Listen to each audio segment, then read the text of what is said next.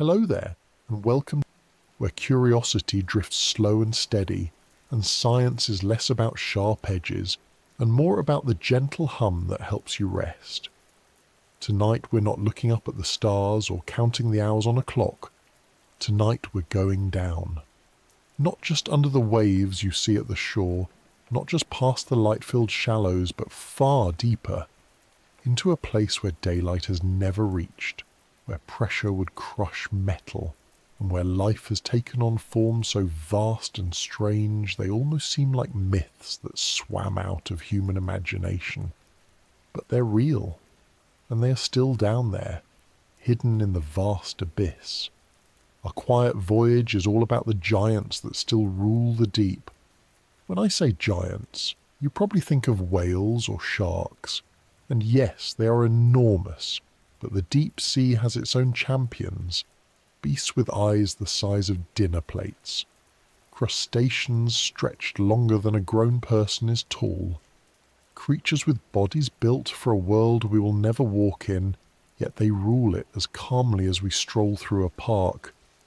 Some of them we've only seen a handful of times, caught on cameras that creak under the weight of all that water.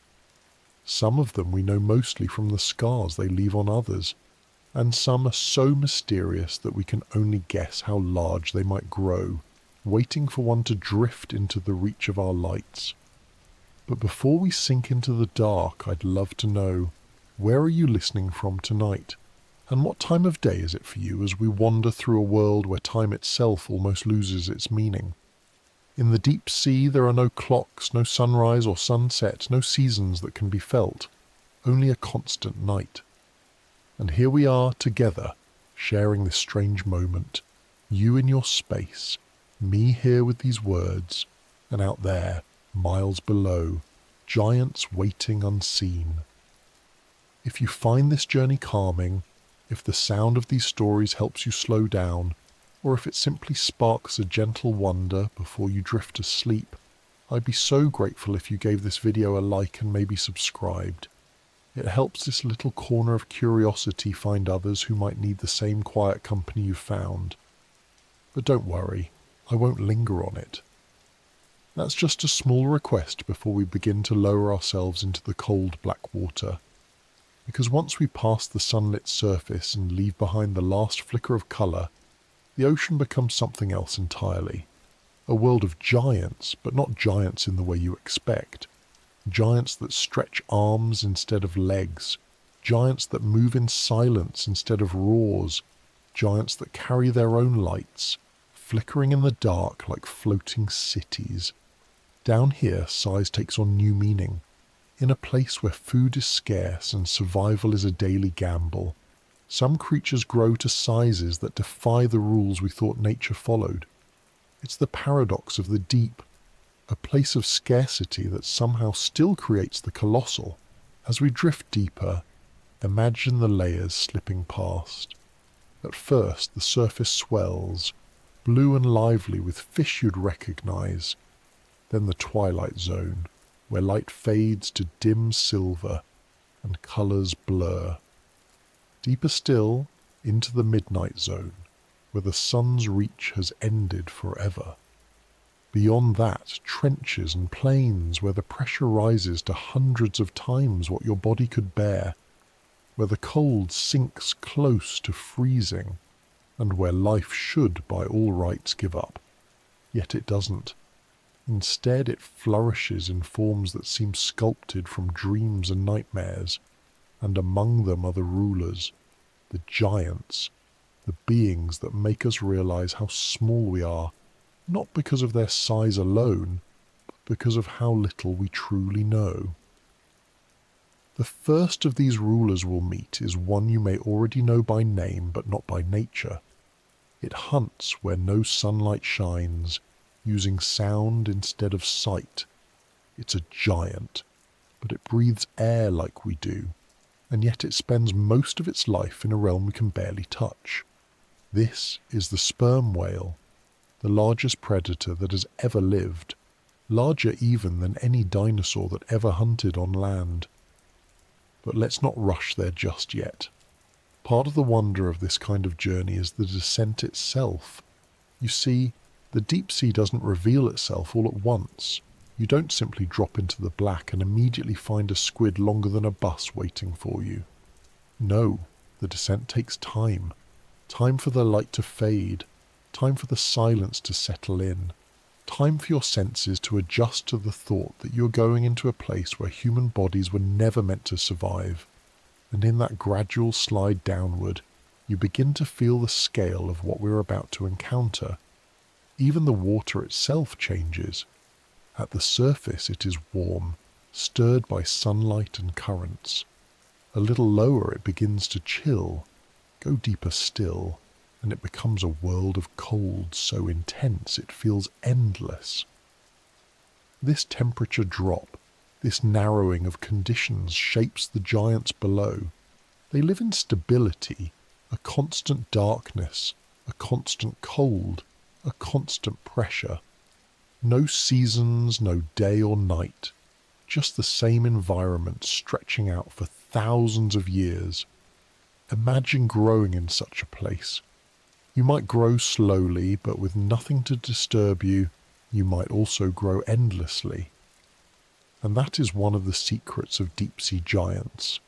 Down here, many creatures grow larger simply because they can. There are no human nets sweeping these depths in the same way they sweep the surface. There are fewer predators to cut lives short, and with longer lives, bodies have more time to grow. This phenomenon even has a name. Scientists call it deep-sea gigantism. It's why you'll find isopods the size of puppies, amphipods bigger than your hand, and squid that could wrap their arms around a small ship. It's a reminder that nature doesn't follow our sense of scale. It follows its own rules, and sometimes those rules lead to giants. But tonight, as we explore, we'll focus on the ones that truly rule this world. The heavyweights of the abyss. The ones that still leave scientists astonished when glimpsed on grainy footage or washed up on lonely shores. The ones that prove we haven't even scratched the surface of understanding our own planet. The ocean covers more than 2/3 of Earth, and yet we've mapped more of Mars than we have of the deep sea, which means that out there, right now, miles below your feet, there may be creatures larger than any we've seen, living lives we've never imagined, and ruling a world we can barely reach. So, settle in. Let your breathing match the slow rhythm of descent.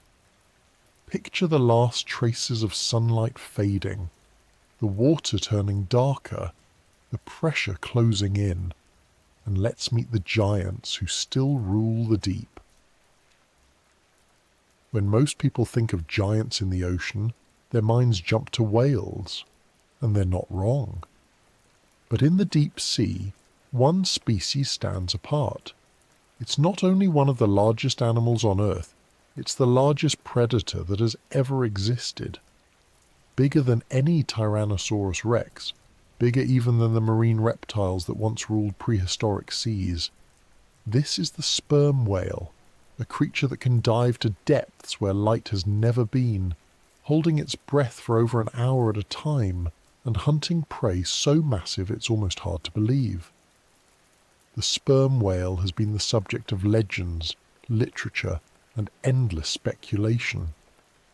People once feared it, imagining it as a monster capable of sinking ships. Herman Melville turned it into Moby Dick, a white phantom haunting sailors. The truth is both stranger and more fascinating than any story we could make up.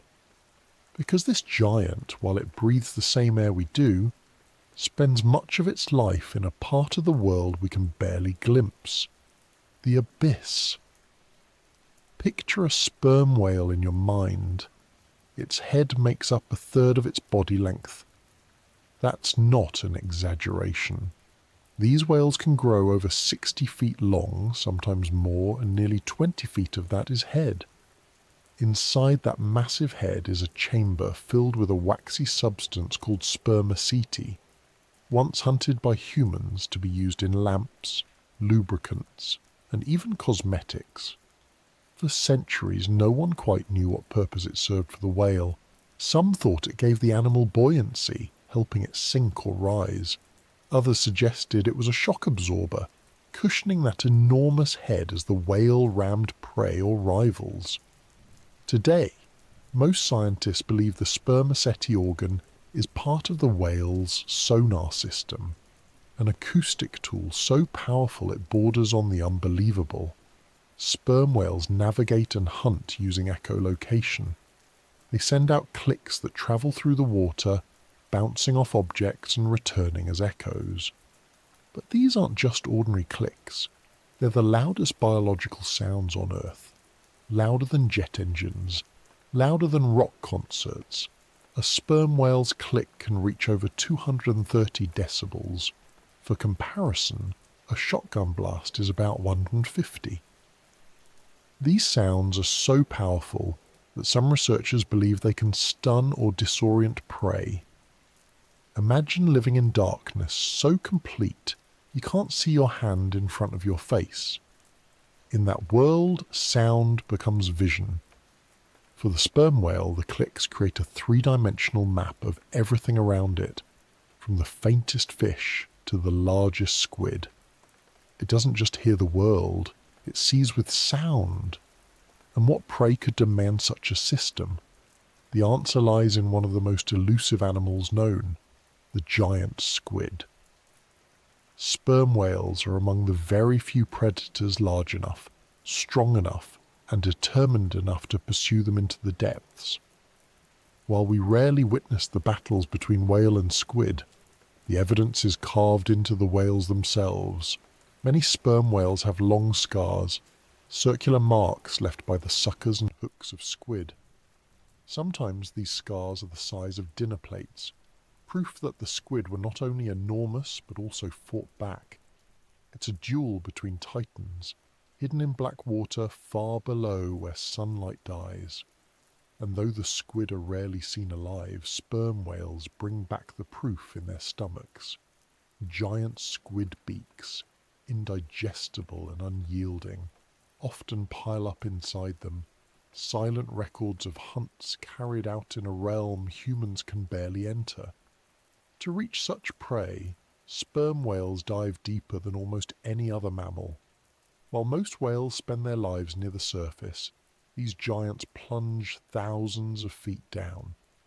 Typical dives last about 45 minutes, but some recorded dives have stretched past 90. At depths of over 3,000 feet, the pressure is unimaginable. Every square inch of the whale's body feels the weight of hundreds of atmospheres. If a human diver were to descend that far without protection, their lungs would collapse, their body crushed in seconds. But the sperm whale has evolved to endure it. Its ribcage can flex inward, its lungs collapse safely to avoid damage, and its blood carries enormous amounts of oxygen. Hemoglobin in its blood and myoglobin in its muscles store oxygen reserves, allowing it to keep swimming, keep hunting, even while holding its breath for what would be a lifetime for us.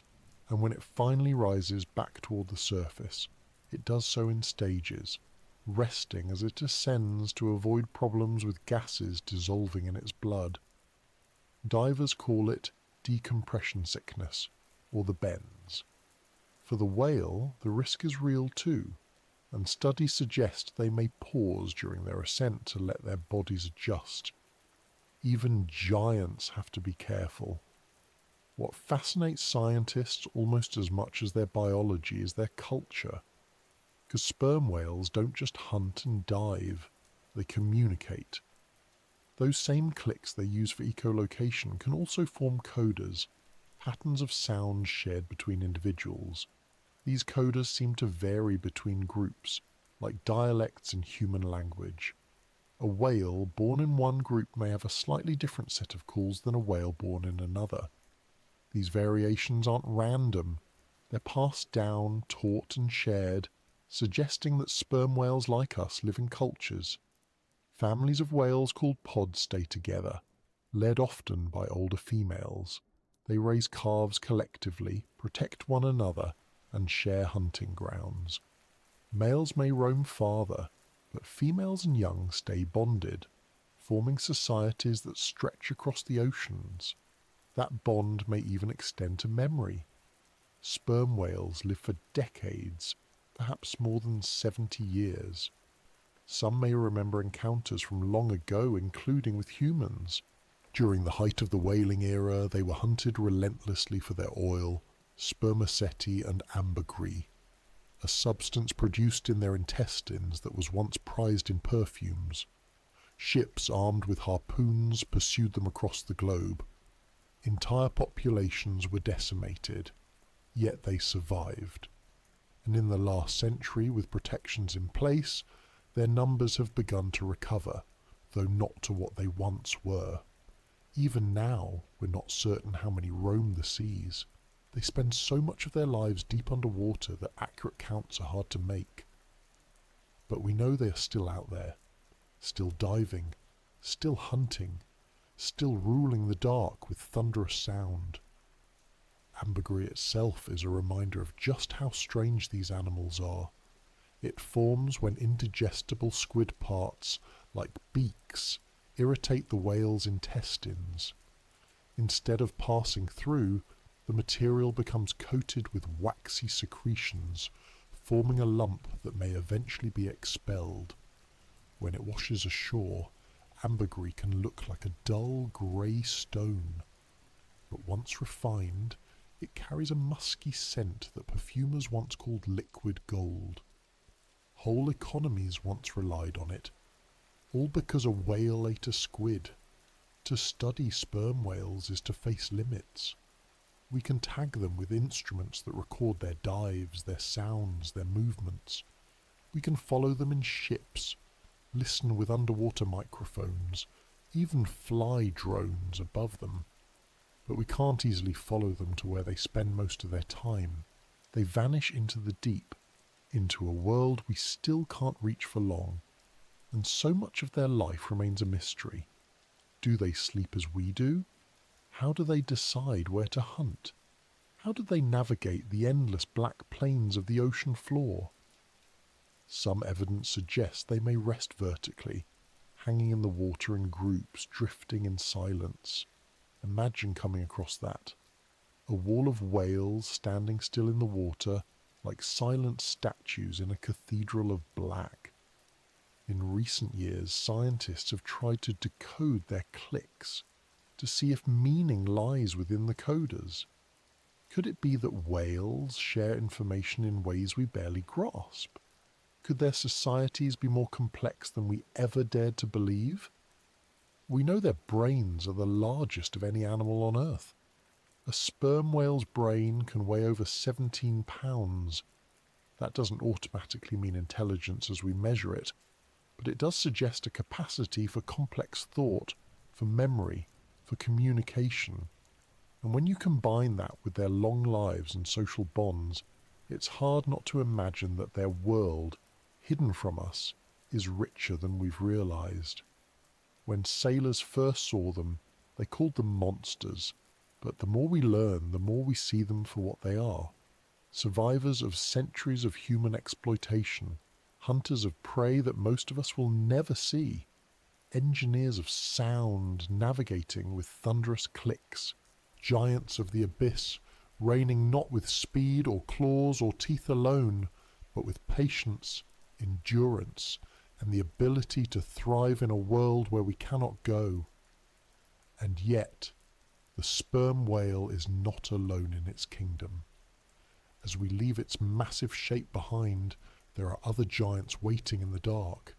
Giants without bones, giants with arms that stretch longer than buses, giants that leave scars on the very skin of whales. The deep holds not one ruler, but many. And the next we meet is the phantom of the black water, a creature so elusive that for centuries it was considered a myth. In the vast darkness of the ocean, there is one creature that has haunted human imagination more than any other. Sailors spoke of it in whispers, explorers feared it, and for centuries no one could quite prove it was real. The giant squid has been called a sea monster, a kraken, a phantom that drags ships under with its endless arms. The truth, as it turns out, is not far from the myth. Because the giant squid is real, it is still out there, and it remains one of the most mysterious giants of the deep. The giant squid belongs to a group of animals called cephalopods, relatives of octopuses and cuttlefish. But while most cephalopods are small, quick and clever, the giant squid takes everything to another scale. Its body can stretch more than 40 feet from the tip of its mantle to the end of its 2 long feeding tentacles. Some unconfirmed reports suggest they can grow even larger, perhaps over 50 or 60 feet, but since they live in a world we rarely see, we still don't know their true limits. What we do know is that they are among the largest invertebrates on Earth, rivaled only by their close cousin, the colossal squid. Imagine drifting in the pitch-black water 2 miles down, and suddenly, in the dim beam of a submersible's light, you see it. A long, torpedo-shaped body, with huge fins at one end beating slowly to propel it. Arms and tentacles spread outward like a living net. Eyes the size of dinner plates staring back at you. For many centuries, no one on land had ever seen this sight. Giant squids do not surface. They do not bask in the sun like whales, nor do they wash ashore alive. They live in the twilight and midnight zones of the ocean, in depths so remote that even our most advanced technology struggles to find them. For most of history, the only evidence we had of their existence were the remains that washed up on beaches or were hauled up accidentally in nets. And even then, the specimens were damaged, their bodies soft and fragile, leaving people to wonder if the stories were exaggerated. It wasn't until the 21st century that scientists finally managed to capture video of a living giant squid in its natural habitat.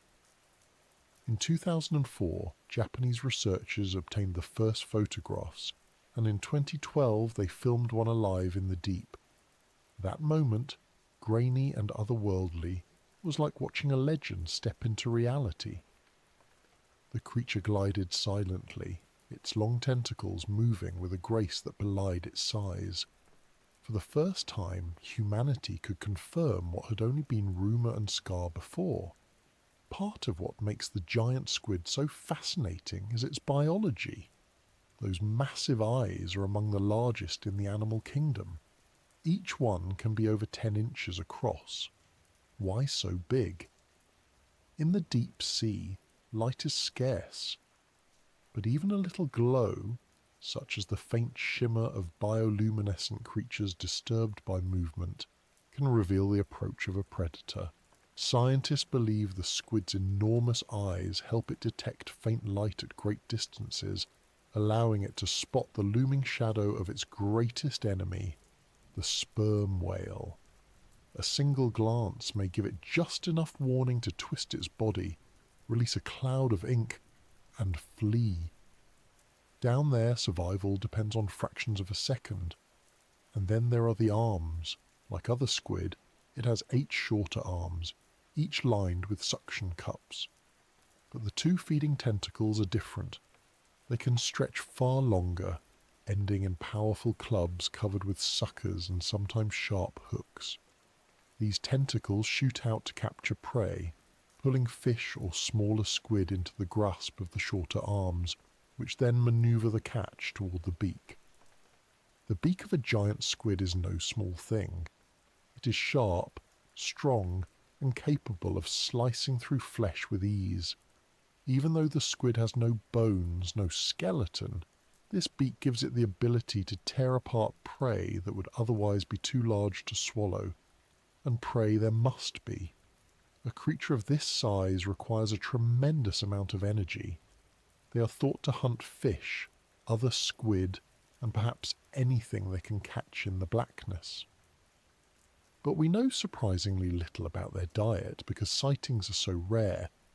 What we do know, again, comes largely from the stomachs of sperm whales.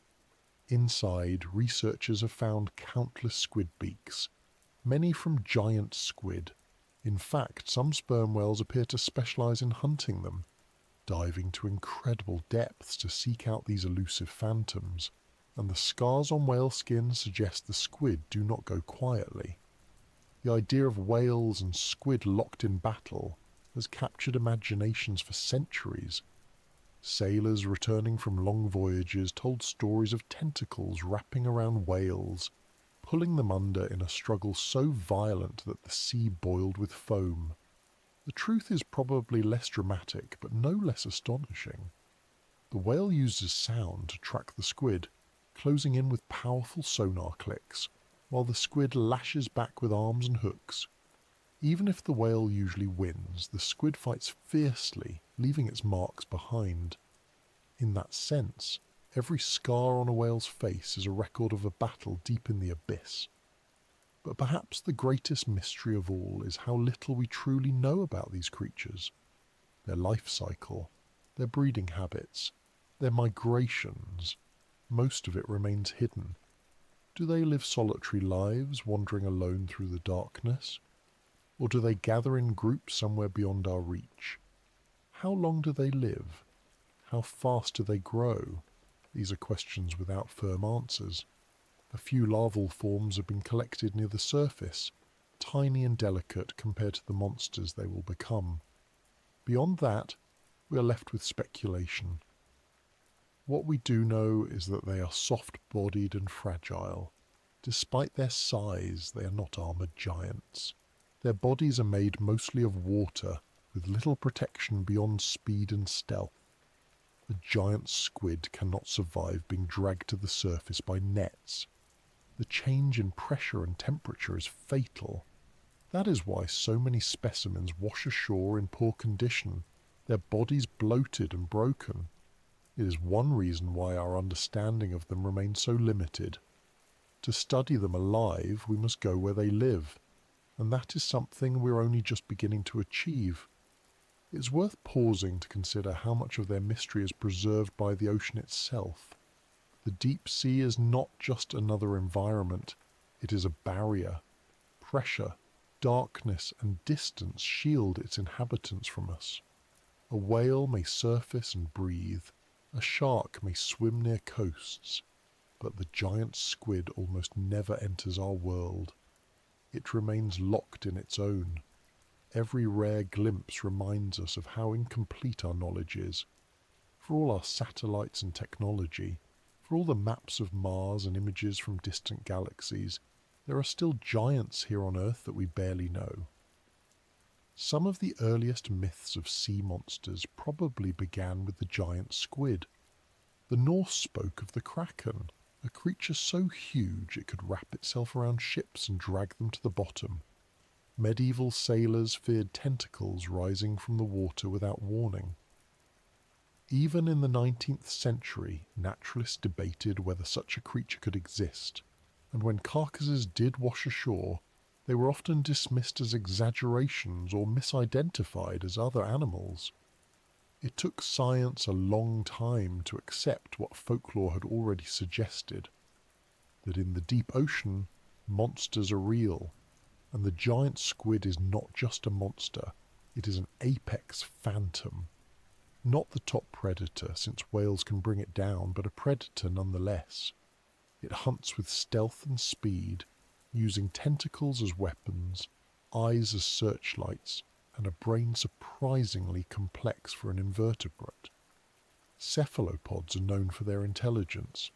Octopuses solve puzzles, escape tanks, and use tools. Squid too have large nervous systems. We don't yet know how intelligent the giant squid may be, but the size of its brain compared to its body is greater than many animals. In the deep, where light is gone and sound carries forever, intelligence may take on forms we have not yet recognized. The first time scientists saw a living giant squid on film, they described the moment as humbling. After centuries of searching, there it was, moving not like a beast of chaos, but like a creature perfectly at home in its world. It was not attacking ships or lashing wildly. It was simply gliding, arms trailing, eyes scanning, doing what it has likely done for millions of years, surviving, hidden, vast, and indifferent to our presence. It's possible that even larger species exist waiting to be discovered. The ocean is full of hints. Fishermen sometimes report tentacles longer than anything known. Carcasses found ashore sometimes suggest lengths beyond the largest confirmed specimens. And in the silence of the trenches, who knows what size a cephalopod might reach? Until we can truly explore those depths, the possibility remains. For now, the giant squid rules not by numbers, not by dominance, but by mystery. It is a giant that still escapes us, a reminder that some secrets are not easily given up. Every time a submersible descends, every time a camera drifts in the dark, there is the chance of another encounter. And every encounter deepens the sense that the ocean is far stranger than we imagine. And as elusive as the giant squid is, it has a cousin even more formidable. Thicker, heavier, with eyes even larger, and arms armed with swivelling hooks instead of suckers alone. While the giant squid is a phantom, its cousin is a brute. To find it, we must travel south, into the cold waters near Antarctica, where the colossal squid waits in the dark.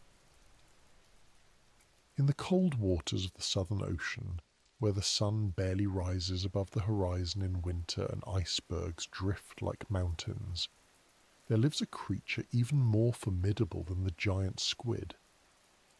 If the giant squid is the phantom of the abyss, then the colossal squid is its shadow, heavier, stronger, and in some ways even stranger.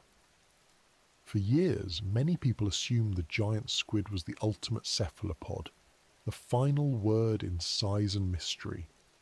Then evidence began to emerge of something even larger, and it quickly became clear that our understanding had only just begun. The colossal squid is sometimes confused with its giant cousin, but it is not the same. Where the giant squid grows long and slender, with arms trailing like ribbons through the water, the colossal squid is built differently. Its body is thicker, more compact, almost stocky by comparison. Its mantle alone can be more than twice as heavy as that of a giant squid of the same length. In fact, the colossal squid holds the record as the heaviest invertebrate known to science. Estimates suggest fully grown adults can weigh over 1,000 pounds, with some possibly reaching 1/500. That's heavier than a polar bear, heavier than a cow, heavier than nearly any other animal without a backbone. And then there are the arms.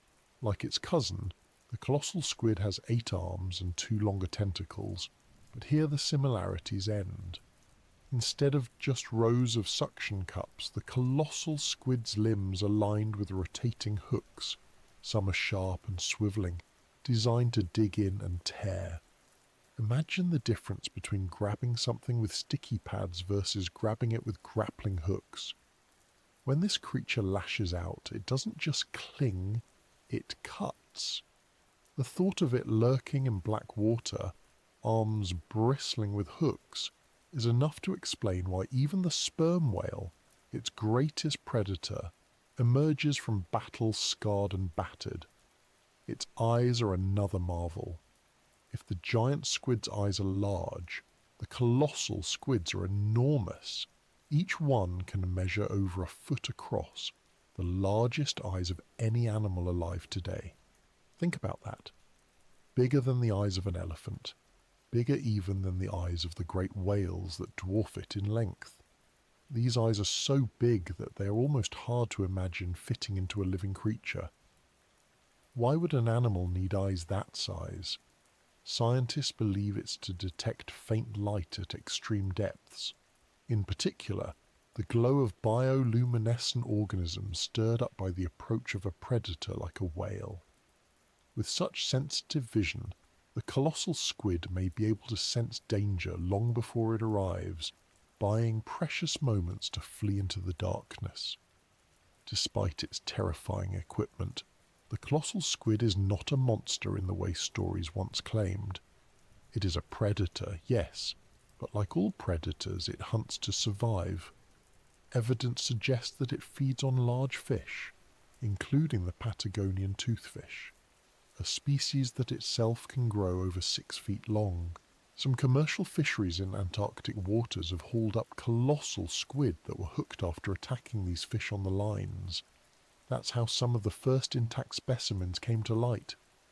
But those encounters are rare, and for the most part this animal remains hidden far below the surface, in waters too deep and too cold for us to visit easily.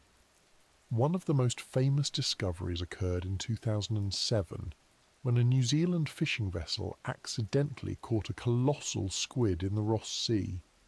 The animal was immense, weighing nearly half a ton, with eyes the size of dinner plates and arms bristling with hooks. Preserved and studied, it gave scientists one of the first real opportunities to examine this giant up close. Yet even then, questions outnumbered answers. Was this a fully grown specimen, or could they grow larger still? How often do they encounter whales? How long do they live? For each piece of evidence gathered, the mystery only deepened. Part of the fascination with the colossal squid is that it challenges our sense of scale. We're used to thinking of invertebrates as small, bugs, crabs, jellyfish, things you can hold in your hand. To imagine one weighing as much as a car is to realise how little we know about the deep. The phenomenon of deep-sea gigantism plays a role here, just as it does with other abyssal creatures. In the cold, dark waters of the Antarctic, growth is slow but steady. With fewer natural predators besides whales, and with the stability of an environment that changes little over millennia, animals like the colossal squid can reach sizes beyond what seems possible elsewhere. And yet, for all its bulk, the colossal squid is soft. Like the giant squid, it has no bones, no armour, no shell. Its body is mostly water, fragile outside its natural pressure. When pulled to the surface, its tissues deteriorate quickly, leaving researchers with little more than damaged remains. That's why our best understanding of this animal comes not from capturing it alive, but from indirect evidence. Fishermen's reports, stranded carcasses, and the stomachs of whales. Time and again, when scientists have examined the contents of sperm whales, they've found beaks from colossal squid. Some of these beaks are so large that they suggest specimens bigger than any we've seen. It is humbling to think that the greatest evidence we have of these creatures is what remains after they've been eaten. There is another layer to this mystery. Unlike the giant squid, which is spread across much of the world's oceans, the colossal squid seems to be confined to Antarctic waters. That makes it harder to study since those regions are among the most remote and hostile on Earth. Icy storms, floating ice, and extreme cold make exploration difficult. Submersibles and research ships can only spend so long there, and so the colossal squid remains a rare encounter, glimpsed in flashes, never fully understood. Some myths have grown around it, as they did with the giant squid. Stories of tentacles dragging ships under, of monsters lurking beneath the ice. But what we know so far paints a different picture. This is not a mindless destroyer, but an apex predator perfectly adapted to its environment. Its hooks, its eyes, its bulk, all are tools for survival in a place where life is harsh and competition is fierce. The question of its maximum size is still open. The largest confirmed specimens are already massive, but the beaks found in whales suggest that bigger individuals may exist. Could there be colossal squid weighing a ton, longer than any yet recorded? Possibly. Until we find one, the speculation will remain. And that uncertainty is part of the allure. The idea that somewhere, in the black waters around Antarctica, there are giants even larger than the ones we've seen, moving unseen through the dark, is enough to remind us how little we've uncovered. For scientists, every fragment of data is valuable. A piece of tissue, a photograph, a video clip, each helps build a picture of how these animals live. But there is so much we don't know. Do they migrate seasonally? Do they spawn in deep trenches? How do the young survive in such a hostile environment? Even the basic details of their biology remain guesses, and so the colossal squid stands as a symbol of the ocean's mysteries. Not extinct, not mythical, but alive and powerful, just beyond our reach. Perhaps the most striking thought is that these creatures have been here all along. Long before humans learned to sail, long before we began mapping the coasts, colossal squids swam the southern seas. They battled whales, hunted fish, and drifted through the dark unseen and unstudied. Only now, with our technology, are we beginning to catch up. But even with all our efforts, they still hold the advantage. They live where we cannot. They thrive where our machines falter. They remain, in every sense, shadows larger still. And the deeper we go into this hidden world, the more we realize that colossal squid are only part of the story. Because in the deep sea, size takes many forms. Some giants are predators with teeth and hooks. Others are slow, ancient wanderers that have ruled the darkness since long before we walked the earth. Sharks have been with us for hundreds of millions of years. Long before the first trees stood on land, before the continents drifted into their current shapes, sharks were already swimming. They have seen entire worlds rise and fall. They watched dinosaurs appear, flourish and vanish, and they remained. They have outlasted ice ages, mass extinctions, and changes that reshaped the entire planet. If whales and squid are the headline giants of the deep, then sharks are its ghosts, ancient, enduring, and older than continents themselves. When most people think of sharks, they picture great whites slicing through the surface, or hammerheads cruising tropical reefs. But these are the familiar ones. The ocean holds others, ones that never rise into the sunlight, that live their lives in the depths where the water is black and the pressure relentless. These are the deep-sea sharks. They are not always the biggest in length, though some grow impressively large. Their power comes instead from survival. They are living fossils, reminders of a time before mammals, before birds, before flowering plants. They are rulers not because they dominate with size alone, but because they have endured where others vanished. One of the strangest is the frilled shark. At first glance, it looks more like something from the fossil record than from today's oceans. Its body is long and eel-like, stretching up to 6 feet, but it is the mouth that leaves an impression, lined with rows of needle-like teeth, curved and overlapping. It looks like a trap designed never to let go. Scientists who have examined its jaws describe them as backward-pointing hooks, each tooth angled to pull prey deeper into the mouth with every attempt to escape. This design is not modern efficiency, but ancient adaptation. Frilled sharks are thought to be among the most primitive living sharks, with features that have changed little for millions of years. They glide through the deep slowly, conserving energy, and strike suddenly when prey wanders close. Then there is the goblin shark, a creature so unusual that some have called it a living alien. With its long, flattened snout and jaw that can shoot forward like a spring-loaded trap, it is not built for speed but for ambush.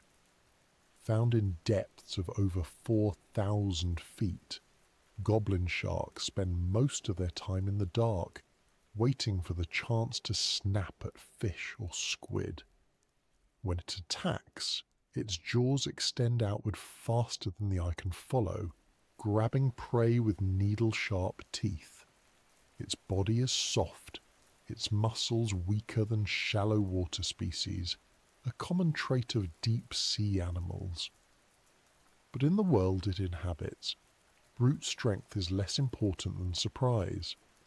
Another ghost of the deep is the blunt-nosed six-gill shark. While most sharks have 5 gill slits, this species has 6, a feature that links it to ancient ancestors. And it is no small creature. 6-gill sharks can grow over 20 feet long, making them among the largest predators of the deep. They are slow-moving but powerful, with wide heads and strong jaws. Their range is vast, from continental slopes to deep trenches, and they feed on fish, rays, squid, and even carrion.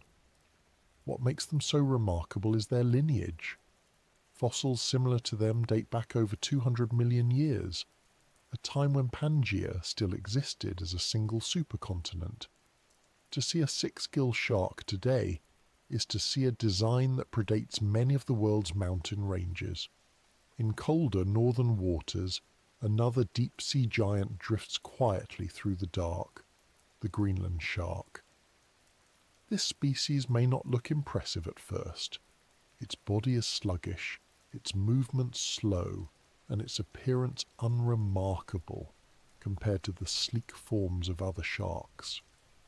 But it holds a record that no other vertebrate can match. It is the longest-lived animal known. Studies of its eye lenses suggest that Greenland sharks can live for centuries, with the oldest individuals possibly reaching over 400 years. Imagine that. A shark born before the age of Shakespeare still alive today, swimming slowly beneath the ice. These sharks grow slowly, only about a centimetre a year, but in the deep, where time itself seems to stretch, slow growth is not a disadvantage. It is a survival strategy. Their diet is varied. They eat fish, seals, and sometimes even carrion. In one study, remains of polar bears, horses, and moose were found in Greenland shark stomachs, likely scavenged from carcasses that drifted into the sea. They are not hunters of speed, but opportunists of patience. With slow metabolisms and long lives, they thrive in an environment that would exhaust faster species. And while they may look ghostly, with pale skin and small eyes often clouded by parasites, they are proof that endurance is its own form of dominance. The idea that sharks are apex predators is well known, but in the deep sea their role is more complicated. Food is scarce, and many of them rely as much on scavenging as on hunting. Yet their presence shapes ecosystems. When a whale carcass falls to the seafloor, sharks are often among the first to arrive, stripping away flesh before smaller creatures move in. Their jaws, adapted for crushing and tearing, can dismantle even the toughest remains. In this way, they help recycle nutrients in a place where every scrap of energy is precious. What's striking is how varied these deep-sea sharks are. Some, like lantern sharks, are small, glowing with bioluminescent patches along their bodies. These lights may help them camouflage in the faint glow of the twilight zone, or signal to others of their kind. Others, like the cookie-cutter shark, are infamous for biting perfect circular chunks from larger animals, including whales, dolphins, and even submarines. At just a foot long, the cookie-cutter hardly qualifies as a giant in size, but its audacity makes it a giant in reputation. Imagine being a whale, vast and powerful, only to find yourself scarred by a bite from a shark the size of a loaf of bread. Even in the deep, scale does not always decide importance. The endurance of these species raises questions about what it takes to survive in the deep. Unlike many shallow water animals, deep-sea sharks have adapted to cold, pressure, and scarcity. Their metabolisms are slower, their movements measured, their lives stretched over decades or even centuries. They do not need to race, they simply persist, and that persistence has carried them through changes that wiped out countless other species. But survival in the modern world brings new challenges. Even though most humans will never see a deep-sea shark, our activities still reach them. Fishing nets sink deeper, targeting species once considered unreachable. Bycatch captures sharks that were never meant to be caught. Climate change alters ocean currents and temperatures, shifting the delicate balance of ecosystems that have remained stable for millennia. For creatures that measure their lives not in years but in centuries, change on this scale is a profound threat. Yet even so they endure. The Greenland shark still drifts under Arctic ice. Six-gill sharks still cruise the slopes of underwater canyons. Goblin sharks still wait in ambush where light has never touched. They are reminders that the ocean's story is much longer than ours. We measure centuries as great spans of time. For them, centuries are simply lifetimes. They connect us not just to the present ocean, but to the ancient seas that shaped the earth we know. And perhaps that is why they feel like ghosts. Not because they are spectral or unreal, but because they carry with them the weight of deep time. When you look at a deep-sea shark, you're not just seeing an animal. You're seeing a lineage that has witnessed events beyond our imagination. Continents splitting, oceans forming, climates shifting from sweltering heat to frozen ice. And through it all, the sharks remained. They are not extinct relics. They are living, breathing rulers of the deep.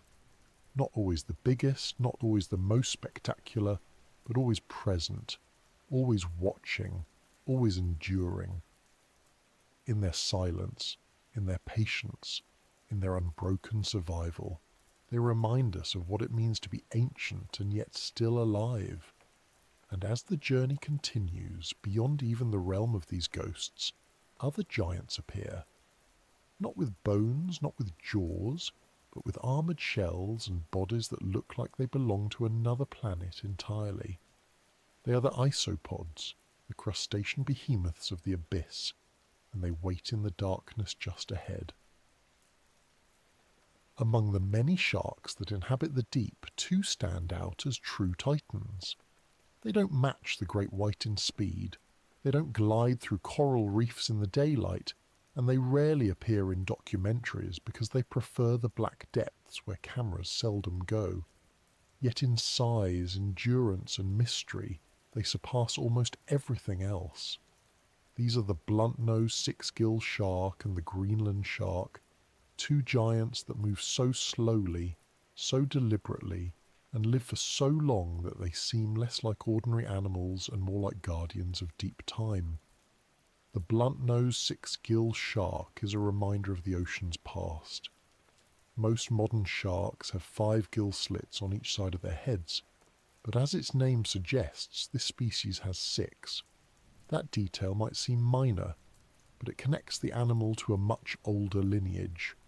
Fossils from hundreds of millions of years ago show similar features, making the six-gill a living link to an ancient world. It is also enormous. Adults can grow longer than 20 feet, with some unconfirmed reports suggesting even greater lengths.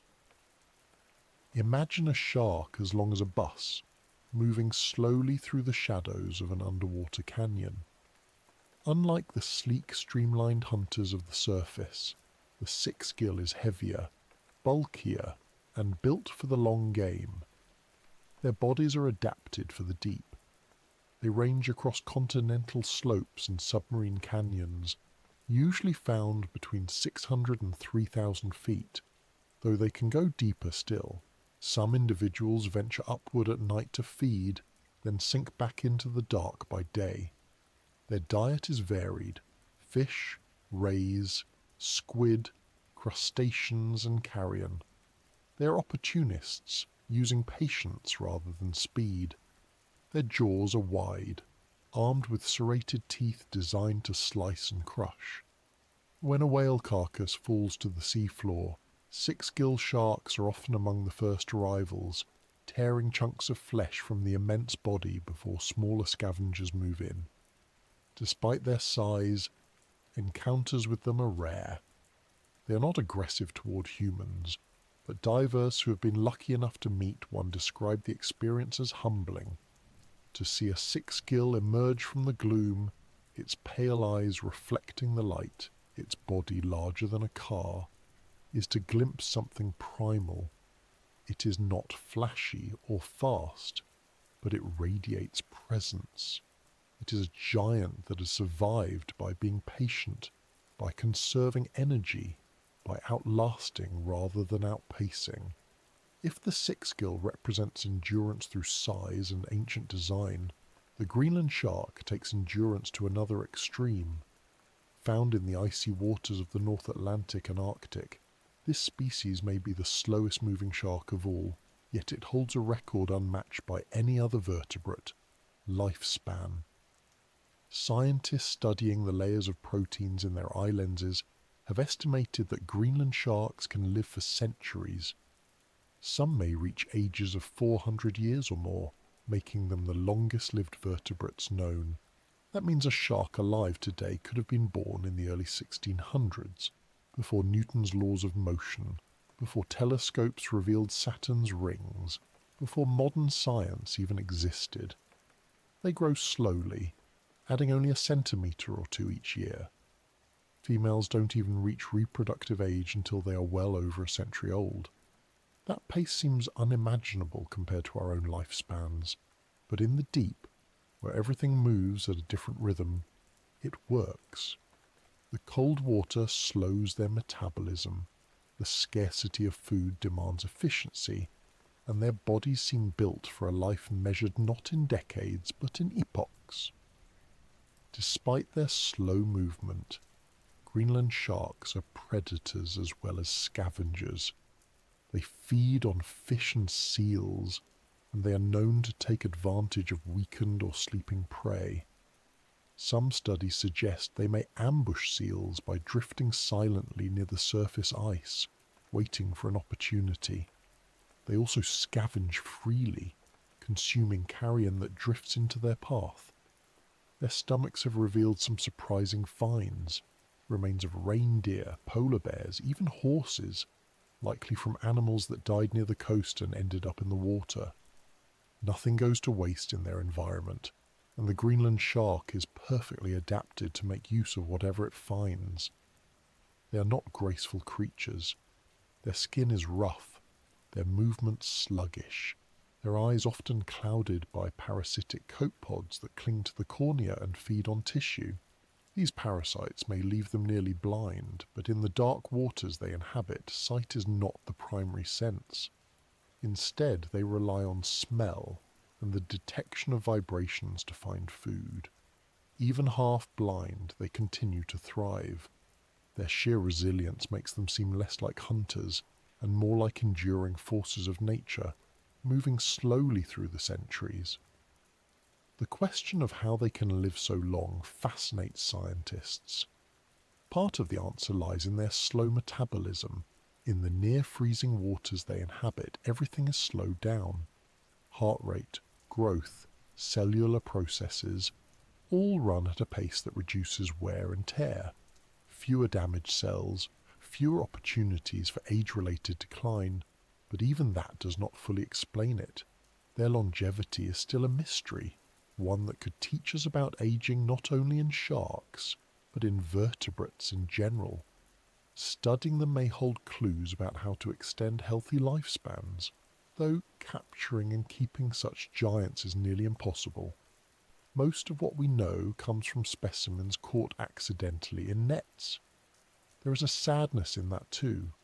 Greenland sharks are not targeted for food in most places, but they are sometimes caught incidentally. In the past, they were hunted for their liver oil, which was used in lamps and machinery. Today, bycatch remains a threat. For a species that takes centuries to reach maturity, Even small losses can have dramatic effects on populations.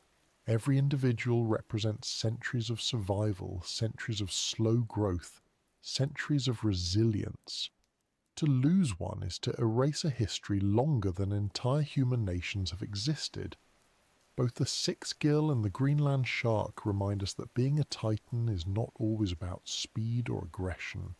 It is about scale, patience, and time. The six-gill connects us to the ancient past, a design that has worked for hundreds of millions of years and still thrives in the depths. The Greenland shark connects us to endurance itself, an animal that turns centuries into a single lifetime. They are giants not just in body, but in the stories they carry. The story of survival through ages of change, through pressures that crush steel, through darkness where almost nothing else can endure. Divers who have met six gills describe the experience as otherworldly, as though a shadow from prehistory drifted close. Fishermen who have caught Greenland sharks describe their astonishment at the sheer size, sometimes over 20 feet long, their weight measured in tons. These encounters are reminders that our planet still holds creatures that defy our usual sense of time and life. We live in decades, they live in centuries. We measure history in books and monuments. They carry it in their flesh. And while they drift through the abyss, they share those waters with other forms of giant life. Some crawl instead of swim. Some scuttle across the seafloor with armoured shells, their bodies stretched into shapes so alien they hardly seem like crustaceans at all. In the deep sea, even the scavengers can grow to monstrous size.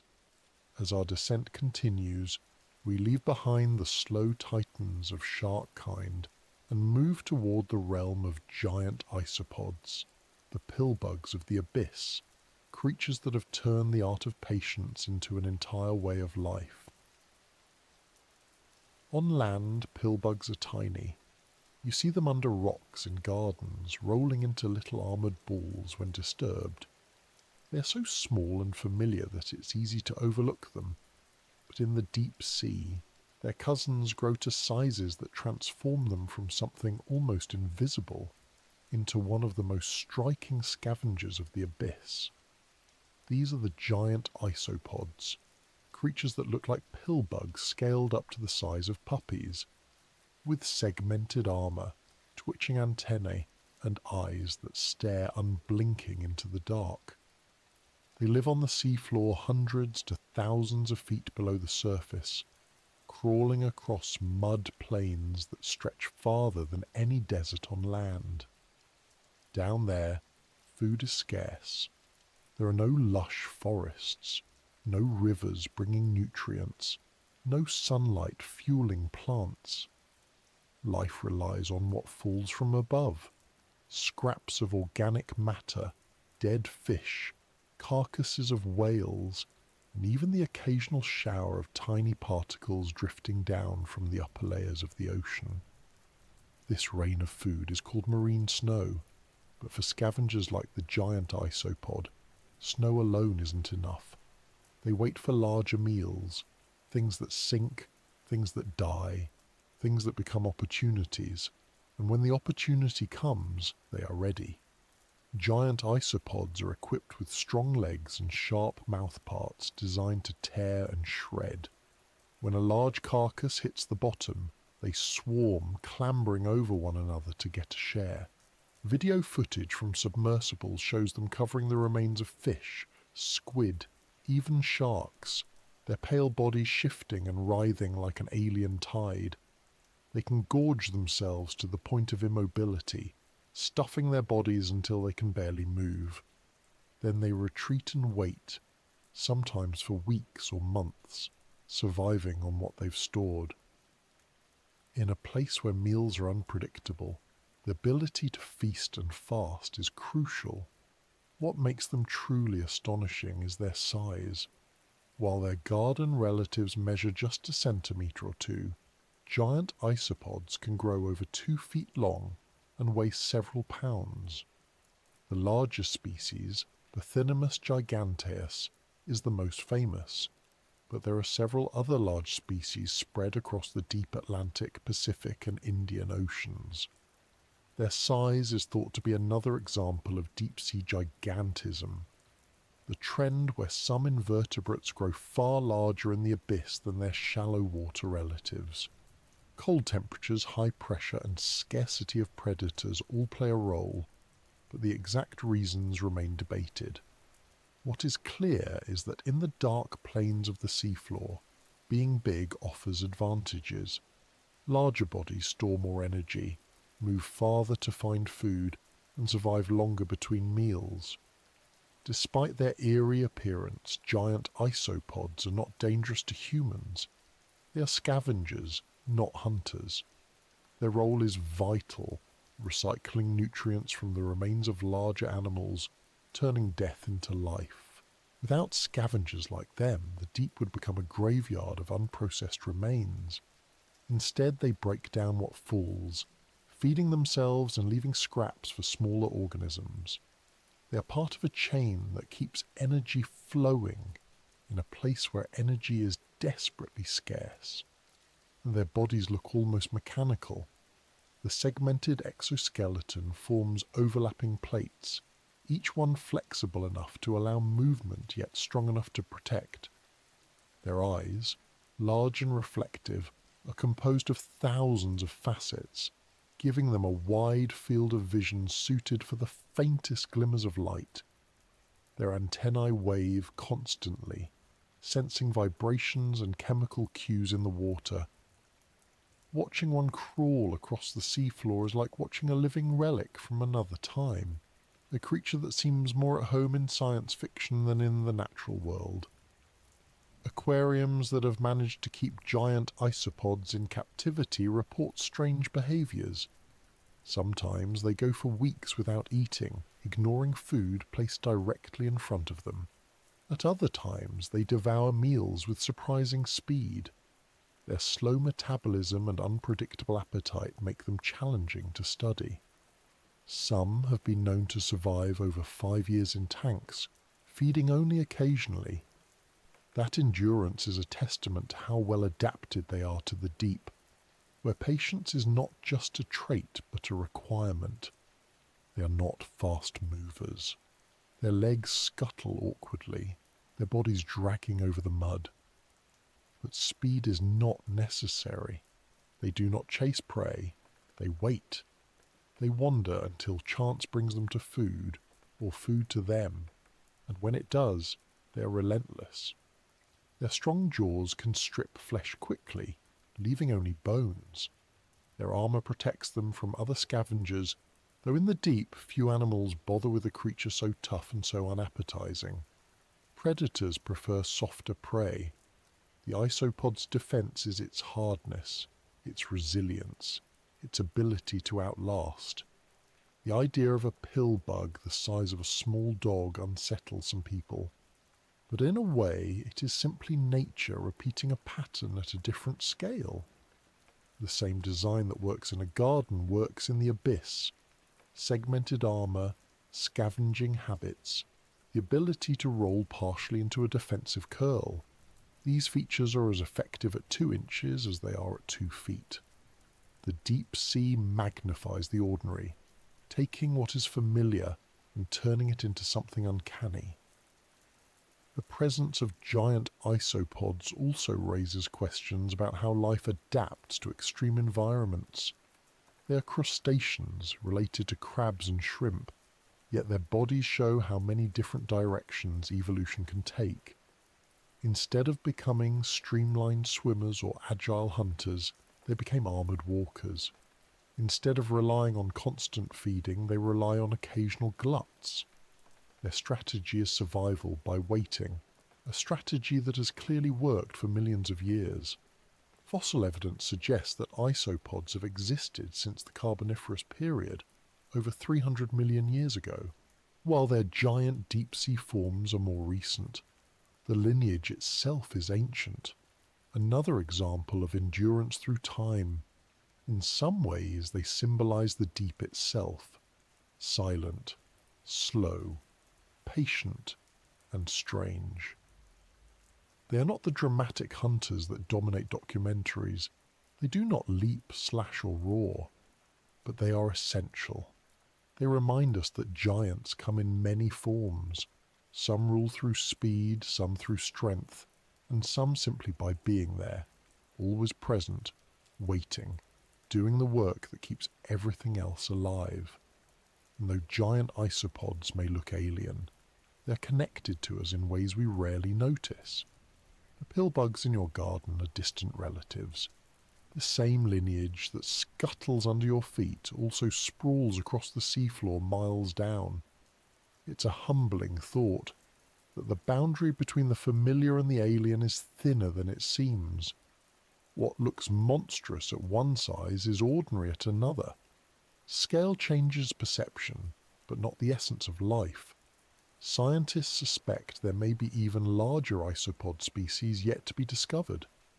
The deep is vast, and sampling is limited. Every few years, new species of Bathynomus are described, some only slightly smaller than the largest known. If larger ones exist, they are waiting in trenches and plains we have not yet explored. Considering that much of the deep sea remains unmapped, the possibility of even greater scavengers crawling in the dark is real. Encounters with them remind us of the strange balance of the deep ocean. Where we might expect emptiness, there are thriving communities. Where we might expect monsters, there are simply survivors.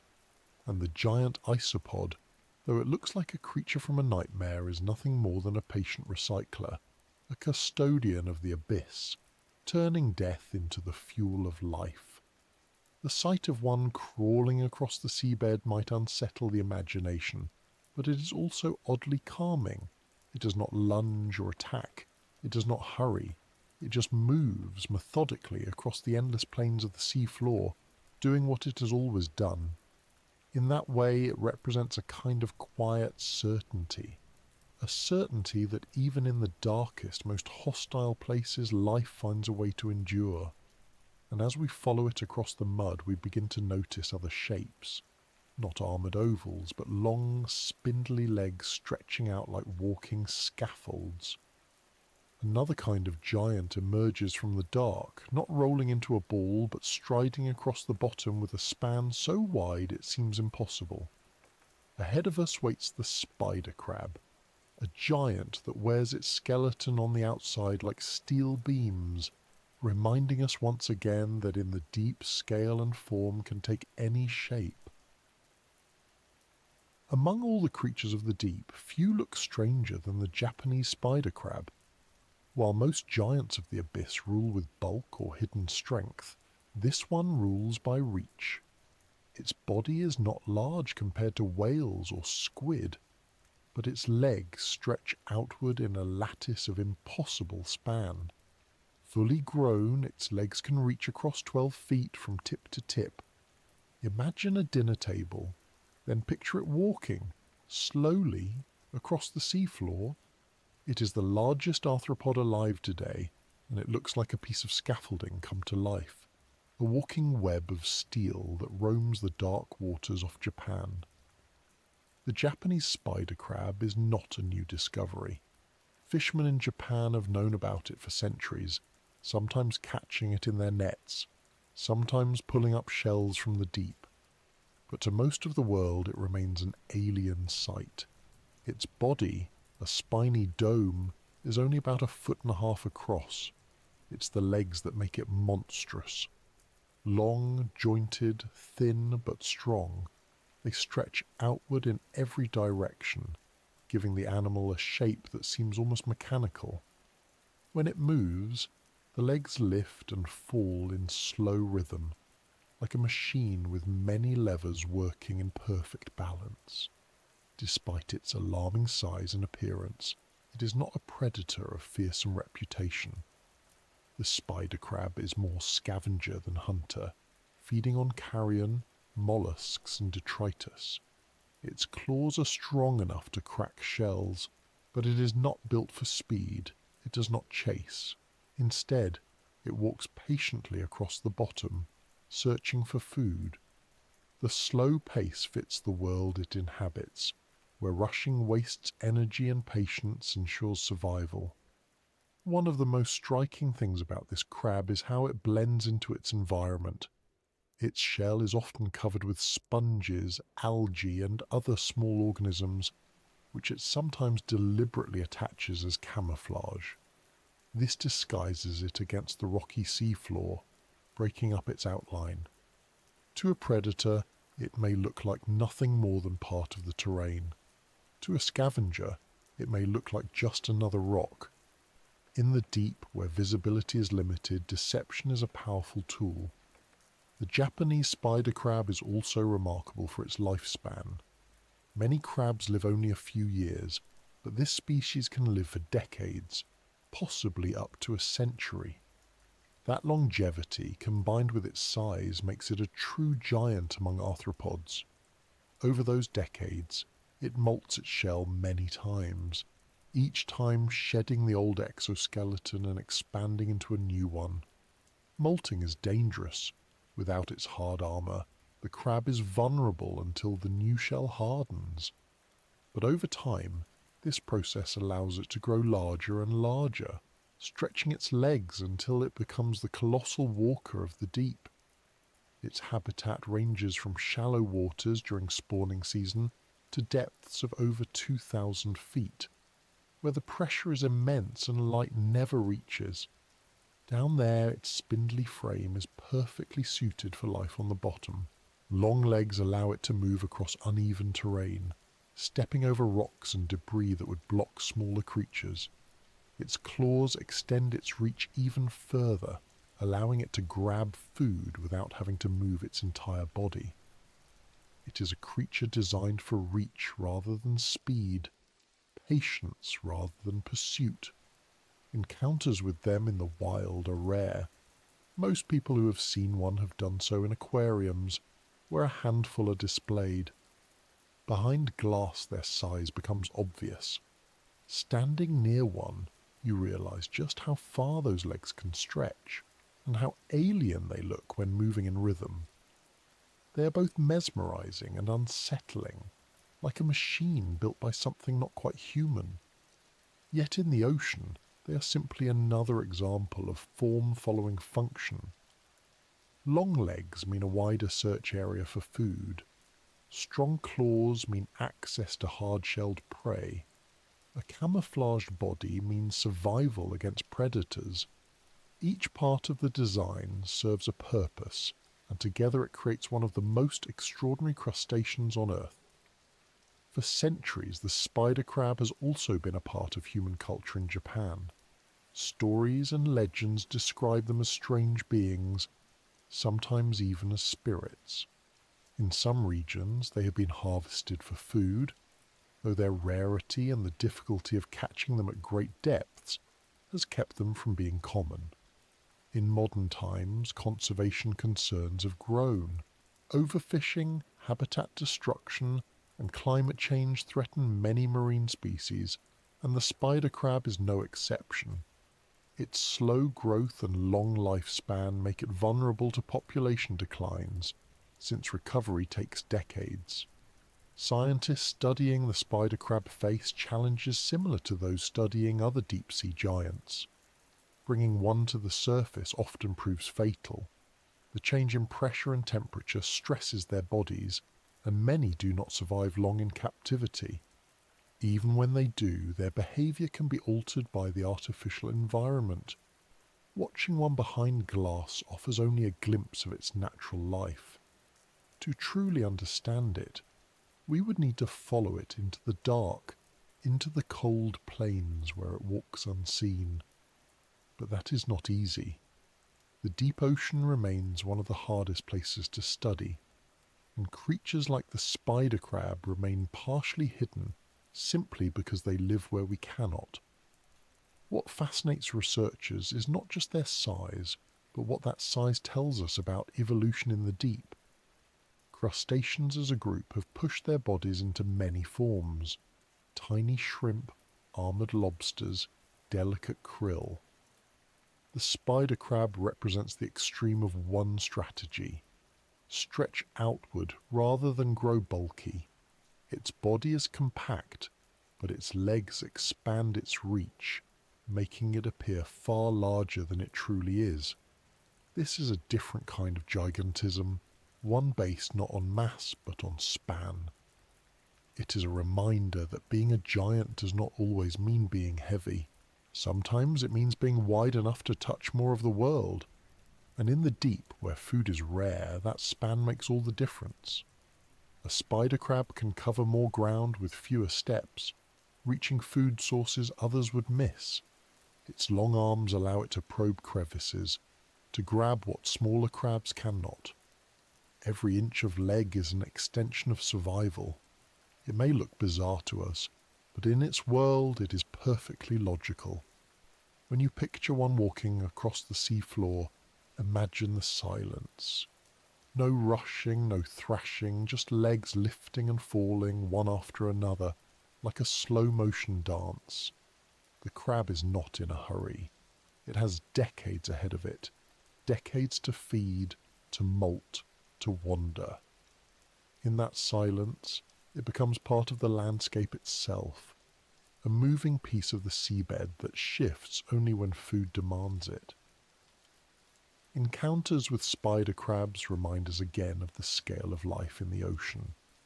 On land, the largest arthropods are small compared to mammals, insects, spiders, crustaceans, all dwarfed by elephants, bears, or even dogs.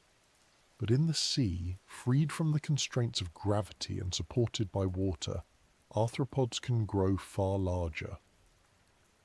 The Japanese spider crab is proof of that potential, a creature that takes what we know from our backyards and stretches it into something extraordinary. And yet, for all its size, it is not a monster. It does not attack ships, it does not hunt humans, it does not dominate the deep with violence. It simply walks, slowly and silently, across the seabed. It rules not by aggression but by presence. Its size alone ensures that it cannot be ignored. As the journey continues, leaving behind the crab and its spindly frame, the deep reveals yet more giants. Some are soft, gelatinous, and almost transparent, growing to lengths greater than the spider crab's span. They drift rather than walk, glowing faintly in the darkness, their bodies delicate yet vast. These are the jellyfish and their kin, gelatinous giants that rule by numbers and by size, reminding us again that the abyss belongs to many forms of life, not just those with bones or shells. In the twilight of the deep ocean, where the last traces of sunlight have long disappeared and the water becomes a permanent night, there exists a creature with a name that sounds like it was invented for horror stories: the vampire squid. Its name suggests something monstrous, a blood-drinking predator with wings of darkness. The reality is stranger, and perhaps even more unsettling, because the vampire squid is not a bloodsucker at all. It is something else entirely, a survivor with features so unique that scientists had to create a new order just to classify it. The vampire squid lives at depths between 2,000 and 3,000 feet, in waters known as oxygen minimum zones. These are places where oxygen is so scarce that most animals cannot survive, but the vampire squid can. Its metabolism is slower than almost any other cephalopod, allowing it to endure in conditions that would kill others. Its blood contains copper-based hemocyanin, which binds oxygen more efficiently in the cold and low-oxygen water. It is, in every sense, adapted to a world where almost nothing else can breathe. Its appearance explains the name. The body is small compared to the giants we've met so far, usually around a foot long, but it looks like something stitched together from nightmare fragments. Its body is soft and gelatinous, a dark red or black in colour. Between its arms stretches a web of skin, like a cloak. When threatened, it can invert this cloak, wrapping its arms around itself and exposing rows of spiny projections. In this defensive posture, it looks like a sinister umbrella, spines outward, body hidden. Early scientists who saw preserved specimens were reminded of bats and vampires, and the name stuck. But instead of drinking blood, the vampire squid survives on something far less dramatic. It feeds on detritus, flakes of dead plankton, tiny bits of organic matter, fragments of marine snow drifting down through the water column.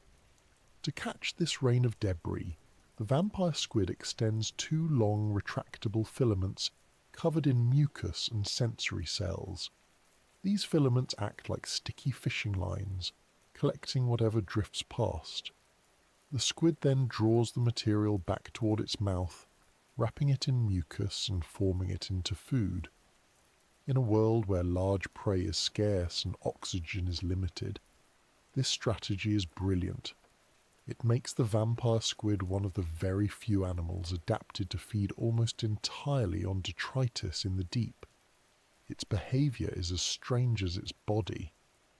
Unlike many cephalopods, which are fast and aggressive, the vampire squid drifts slowly. It uses very little energy, pulsing its fins gently to stay afloat. When disturbed, it does not fight or flee quickly. Instead, it performs a display.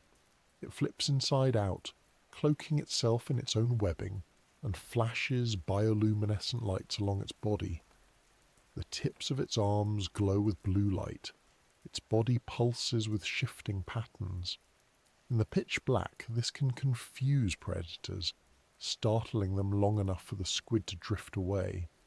Sometimes, instead of flashing, it releases glowing clouds of mucus that linger in the water, a luminous distraction that draws attention away from the animal itself. Imagine a creature that bleeds light instead of blood, shedding glowing clouds to vanish into the dark.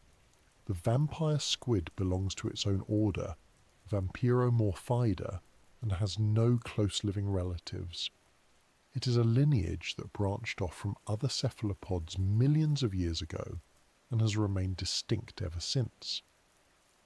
This evolutionary isolation makes it a relic, a reminder of ancient oceans when different lineages of squid and octopus were just beginning to diverge. Studying it gives scientists clues about how cephalopods evolved, but it also highlights how unique adaptations can allow survival in extreme niches. While others squid race and hunt, the vampire squid drifts and waits. While others rely on oxygen-rich waters, it thrives where oxygen is nearly gone. Its uniqueness is its strength. It is small compared to whales or colossal squid, yet it rules its own kingdom. In the oxygen minimum zones where predators are scarce, the vampire squid has little competition. Its strange feeding method means it doesn't need to chase prey. Its slow metabolism means it doesn't need to eat often.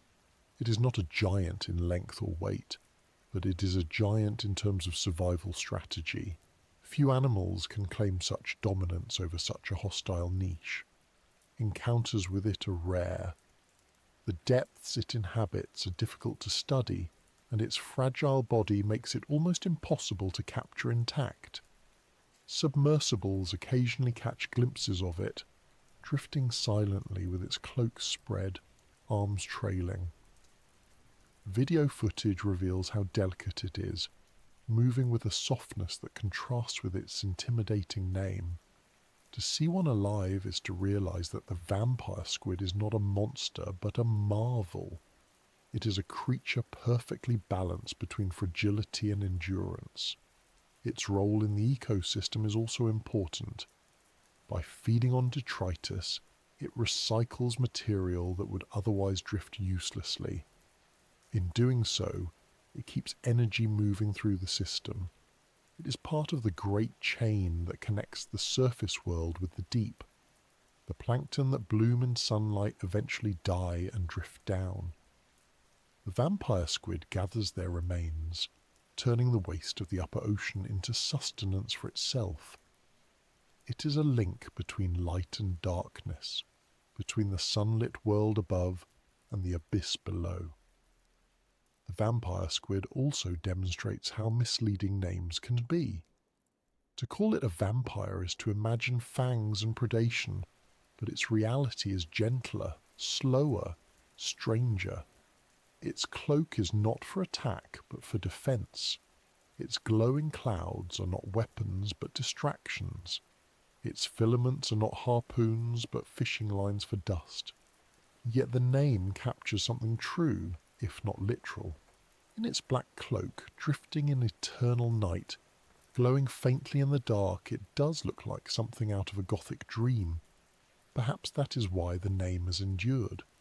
It is not accurate, but it is evocative, and in a way, it reminds us that the deep sea itself has always been a place where imagination and reality blur.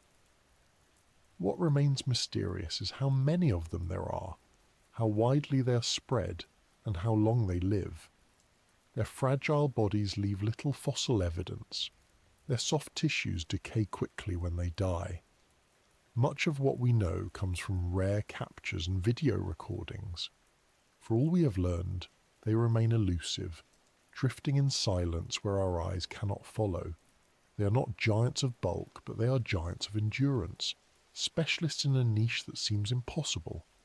They remind us that not all rulers of the deep are massive hunters or armoured scavengers. Some are small, patient and subtle. Their reign is quieter but no less impressive. And as we leave them behind, still drifting under their cloaks of darkness, another shape begins to stir in the gloom. Something long, ribbon-like, with a body so thin it seems impossible, yet stretching longer than almost any other fish alive. This is the oarfish, the great serpent of the twilight zone, a creature so strange and so long that it gave rise to legends of sea serpents in every culture that encountered it. In the twilight zone of the ocean, where dim light still filters faintly from the surface above but true darkness lies just below, there lives a creature so long and so unusual that it has been mistaken for a sea serpent for centuries. Sailors told stories of it rising from the depths like a silver ribbon, undulating across the surface, stretching longer than any fish they had ever seen. These stories were often dismissed as exaggerations or myths. Yet, as with so many ocean legends, the truth was stranger still. The oarfish is real, it is immense, and it is one of the strangest giants to inhabit the mid-water world between light and darkness. The oarfish is the longest bony fish alive today. Confirmed specimens have reached lengths of around 30 feet. An unverified report suggests they may grow even longer, perhaps over 50 or 60 feet. Unlike the sharks and squid of the deep, the oarfish has no bulk or hooks or teeth designed for tearing apart prey. Instead, its body is thin and ribbon-like, as if a strand of silver fabric had come alive. Along its entire length runs a dorsal fin, beginning just above its eyes and continuing all the way to the tail. That fin undulates constantly, creating ripples that push the fish gently through the water. It does not dart or thrash. It glides, moving with the slow, steady rhythm of something that has no reason to hurry. Its head carries a crest of red fins, long and delicate, that resemble streamers. In the gloom of the twilight zone, these crimson banners add to its strange, almost ceremonial appearance. To sailors who saw one near the surface, it must have looked otherworldly. A long silver serpent with blood-red plumes rising and falling in the swells. No wonder so many cultures considered it an omen, a messenger from the deep, or even a monster. Unlike many deep-sea creatures, the oarfish does not confine itself entirely to darkness. It is a denizen of the mesopelagic zone, between 650 and 3,300 feet deep, though it has been recorded deeper. Every so often they appear near the surface, particularly when sick, dying, or disturbed by storms and earthquakes. When they do, they often end up washing ashore, their immense bodies creating a spectacle. Photos of these strandings circulate quickly, sparking fascination and fear. People see a fish longer than a car, thin as a ribbon but impossibly long, and it feels like an encounter with myth-made flesh. For a long time, very little was known about their behaviour. They are fragile, with soft bodies that are easily damaged, so catching and studying them is difficult. Their scales are tiny and reflective, giving them a silvery sheen, but their flesh is watery and weak compared to other fish. They are built not for combat but for drifting.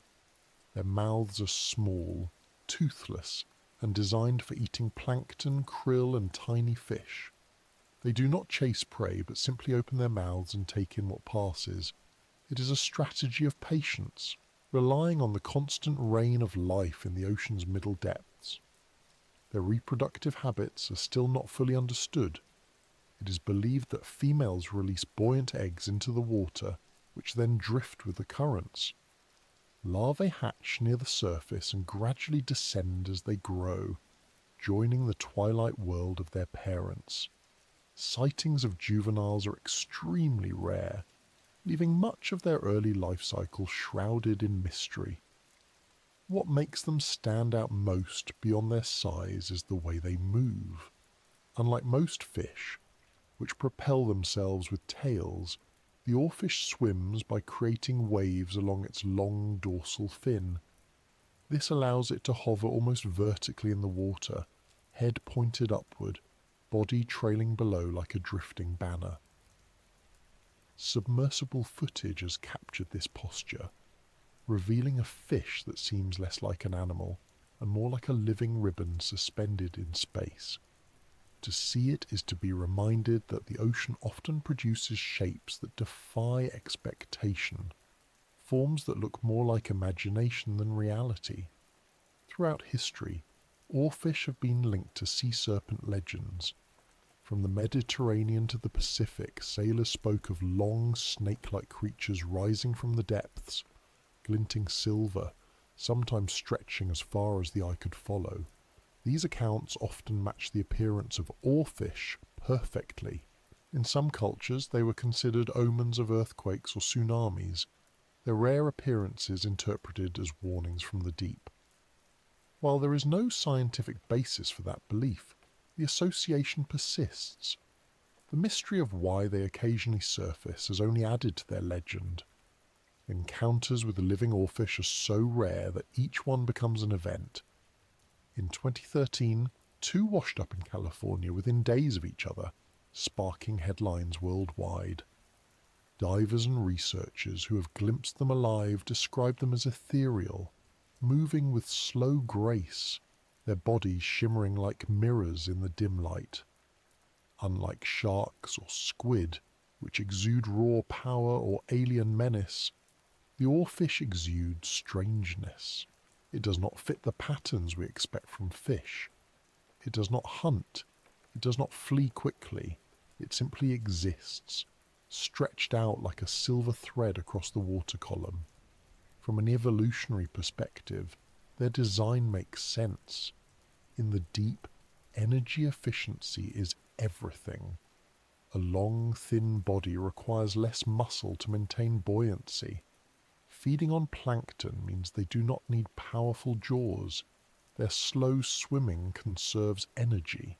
They are not built for fighting or chasing, but for endurance in a world where food is scattered and movement is costly. Their gigantism, then, is not about strength, but about reach. A longer body can support more thin surface, more ability to drift and maneuver gently through the water. For humans, though, the appeal of the oarfish lies not in its efficiency but in its mythic quality. It looks like a dragon.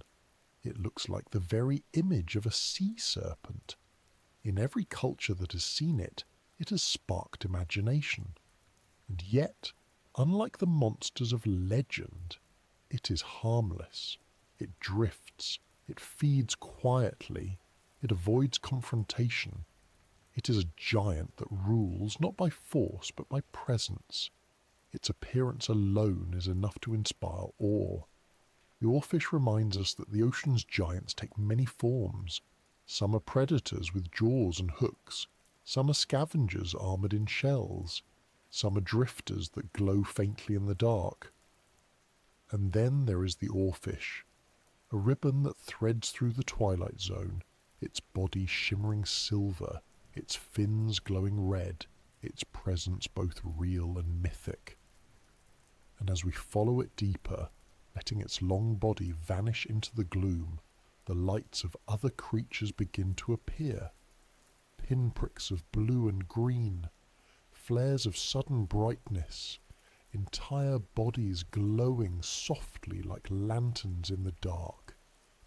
These are the bioluminescent giants of the abyss, fish with jaws that can unhinge, bodies that stretch wider than they seem, and lights that guide them through eternal night. Ahead waits the gulper eel with its impossible mouth, and the lantern fish, rulers of the twilight in numbers beyond counting. Among the most surreal of the deep-sea creatures are the ones whose bodies seem designed around exaggeration. Nothing demonstrates that better than the gulper eel. It is not a predator in the sense of speed or strength. Its body is thin and ribbon-like, its tail stretching behind it like a whip. But at the front its mouth opens into a cavern so large it looks impossible compared to the rest of its frame. The gulper eel's head and jaws can balloon outward, creating a mouth big enough to swallow prey nearly its own size. It is a design that feels like something out of imagination, yet it is very real, adapted for life in a world where meals are rare and opportunities must be seized without hesitation. The gulper eel lives in the midnight zone, thousands of feet below the surface. Its body can reach 6 feet long, but most of that length is thin tail. The jaws dominate its appearance, capable of opening wider than its body is tall. Inside the mouth are small, sharp teeth, but these are secondary to the sheer size of the gape. Instead of chasing prey, the gulper eel drifts and waits, lunging suddenly when a fish or squid passes close enough. The mouth expands like a net, engulfing the water around the prey, and then snaps shut. Even if the meal is large, the stomach can expand to accommodate it. In a world of scarcity, the ability to swallow big saves energy and increases survival. Its tail adds to the strangeness. At the end is a bioluminescent organ, a small glowing bulb that can emit pink or red light. The gulper eel uses this as a lure, wriggling the glowing tip to attract curious fish or invertebrates. In the perpetual night of the deep, light is an irresistible signal. Creatures that approach the glow find themselves suddenly inside the cavernous mouth of the eel. It is a strategy seen elsewhere in the deep. Anglerfish carry lures above their jaws, but the gulper eel combines the tactic with its immense mouth, making it one of the most bizarre ambush predators in the ocean. Despite its unsettling appearance, the gulper eel is fragile.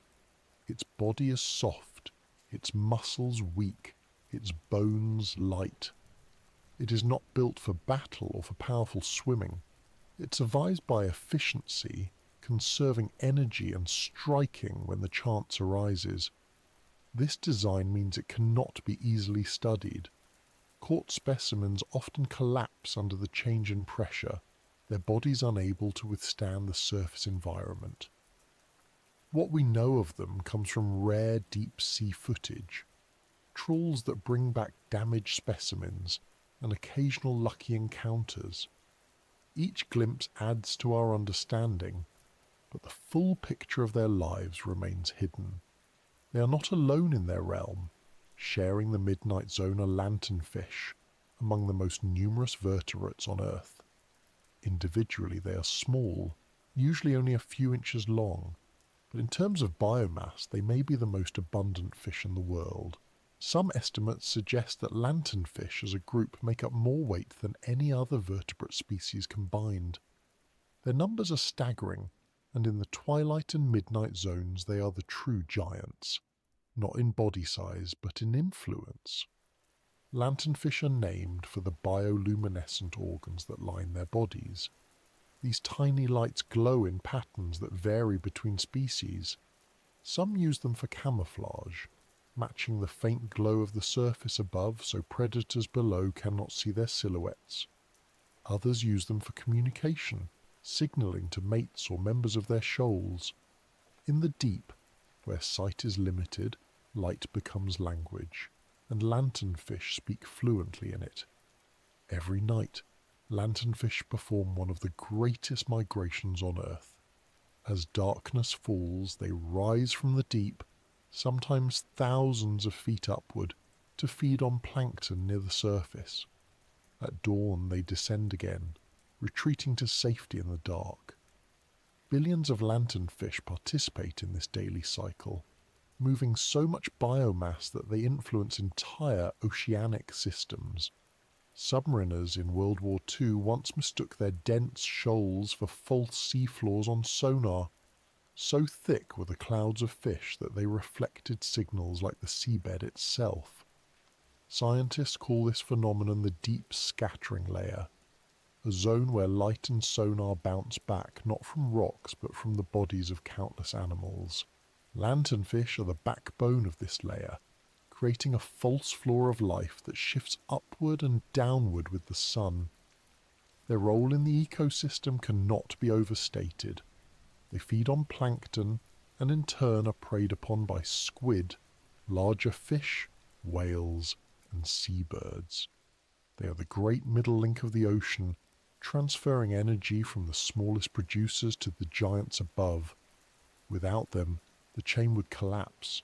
Their abundance fuels the lives of predators across the globe. And yet, despite their numbers, they remain mysterious. Studying them is difficult, because they live deep by day and scatter widely at night. Nets capture some, sonar tracks their movements, but their true scale remains only partly known. The contrast between gulper eels and lanternfish shows the diversity of strategies in the deep. One grows enormous jaws to swallow whatever it can catch, relying on sudden opportunity. The other thrives in staggering numbers, tiny bodies forming vast armies of light and movement. Both are giants in their own ways, one by exaggeration of form, the other by sheer abundance. Together they demonstrate that dominance in the abyss is not limited to size alone. Influence, strategy, and adaptability all play roles in determining which creatures rule the dark. For humans, encounters with these animals remain rare. Gulper eels, when brought up from the deep, often arrive bloated and distorted, their delicate structures destroyed by pressure change. Lanternfish, while sometimes caught in large numbers by fishing nets, are too small and scattered to be easily studied alive. Submersibles and cameras have captured fleeting images, gulper eels drifting with their jaws agape, lanternfish glowing faintly in shoals, but most of their lives remain hidden. We know them through fragments and glimpses, and perhaps that is fitting.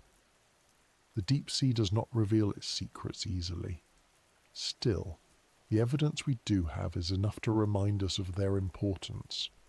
The gulper eel, with its cavernous mouth and glowing lure, is a symbol of how strange evolution can become when shaped by scarcity.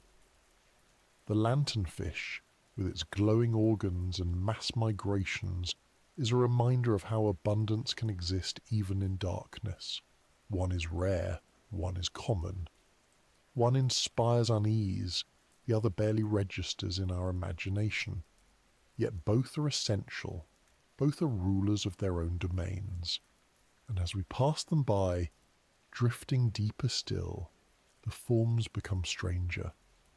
Fish with transparent heads and upward-facing eyes, jelly-like bodies with organs floating inside, creatures that look less like fish and more like experiments in light and glass.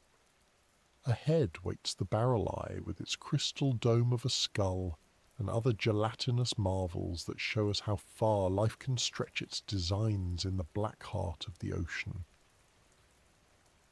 In the endless dark of the deep, where pressure squeezes and light has long since vanished, eyes become everything. Most creatures down here either lose them entirely or adapt them into strange forms that capture every glimmer.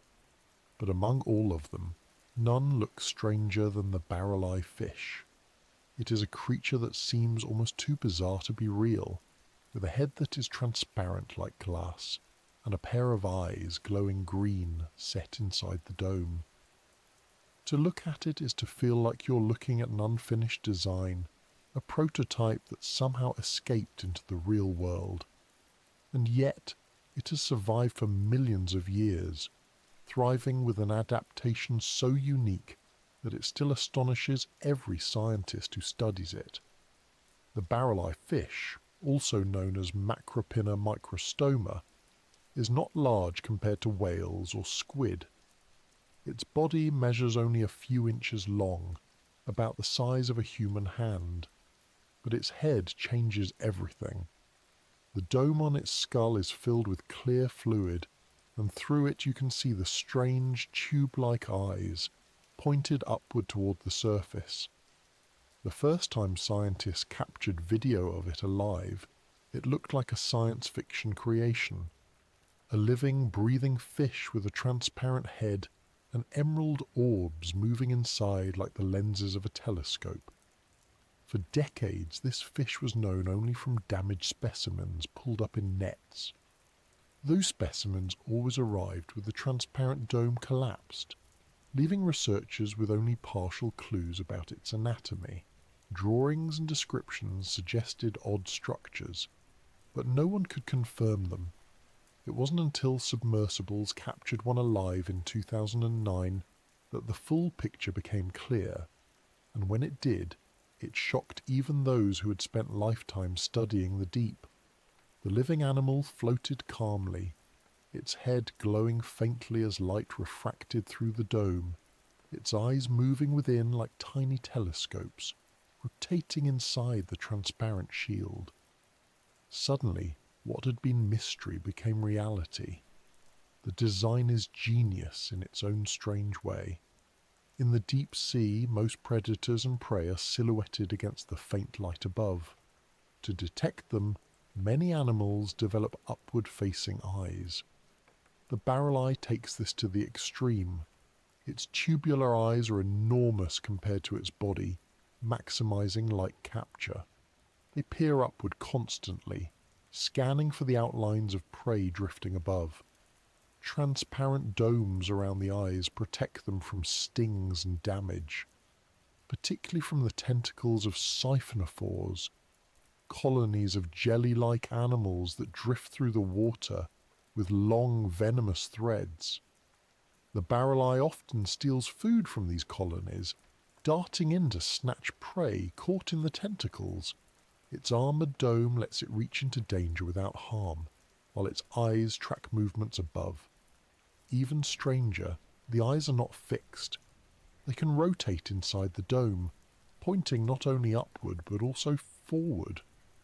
When food is caught, the fish angles its eyes forward to guide its mouth toward the prey.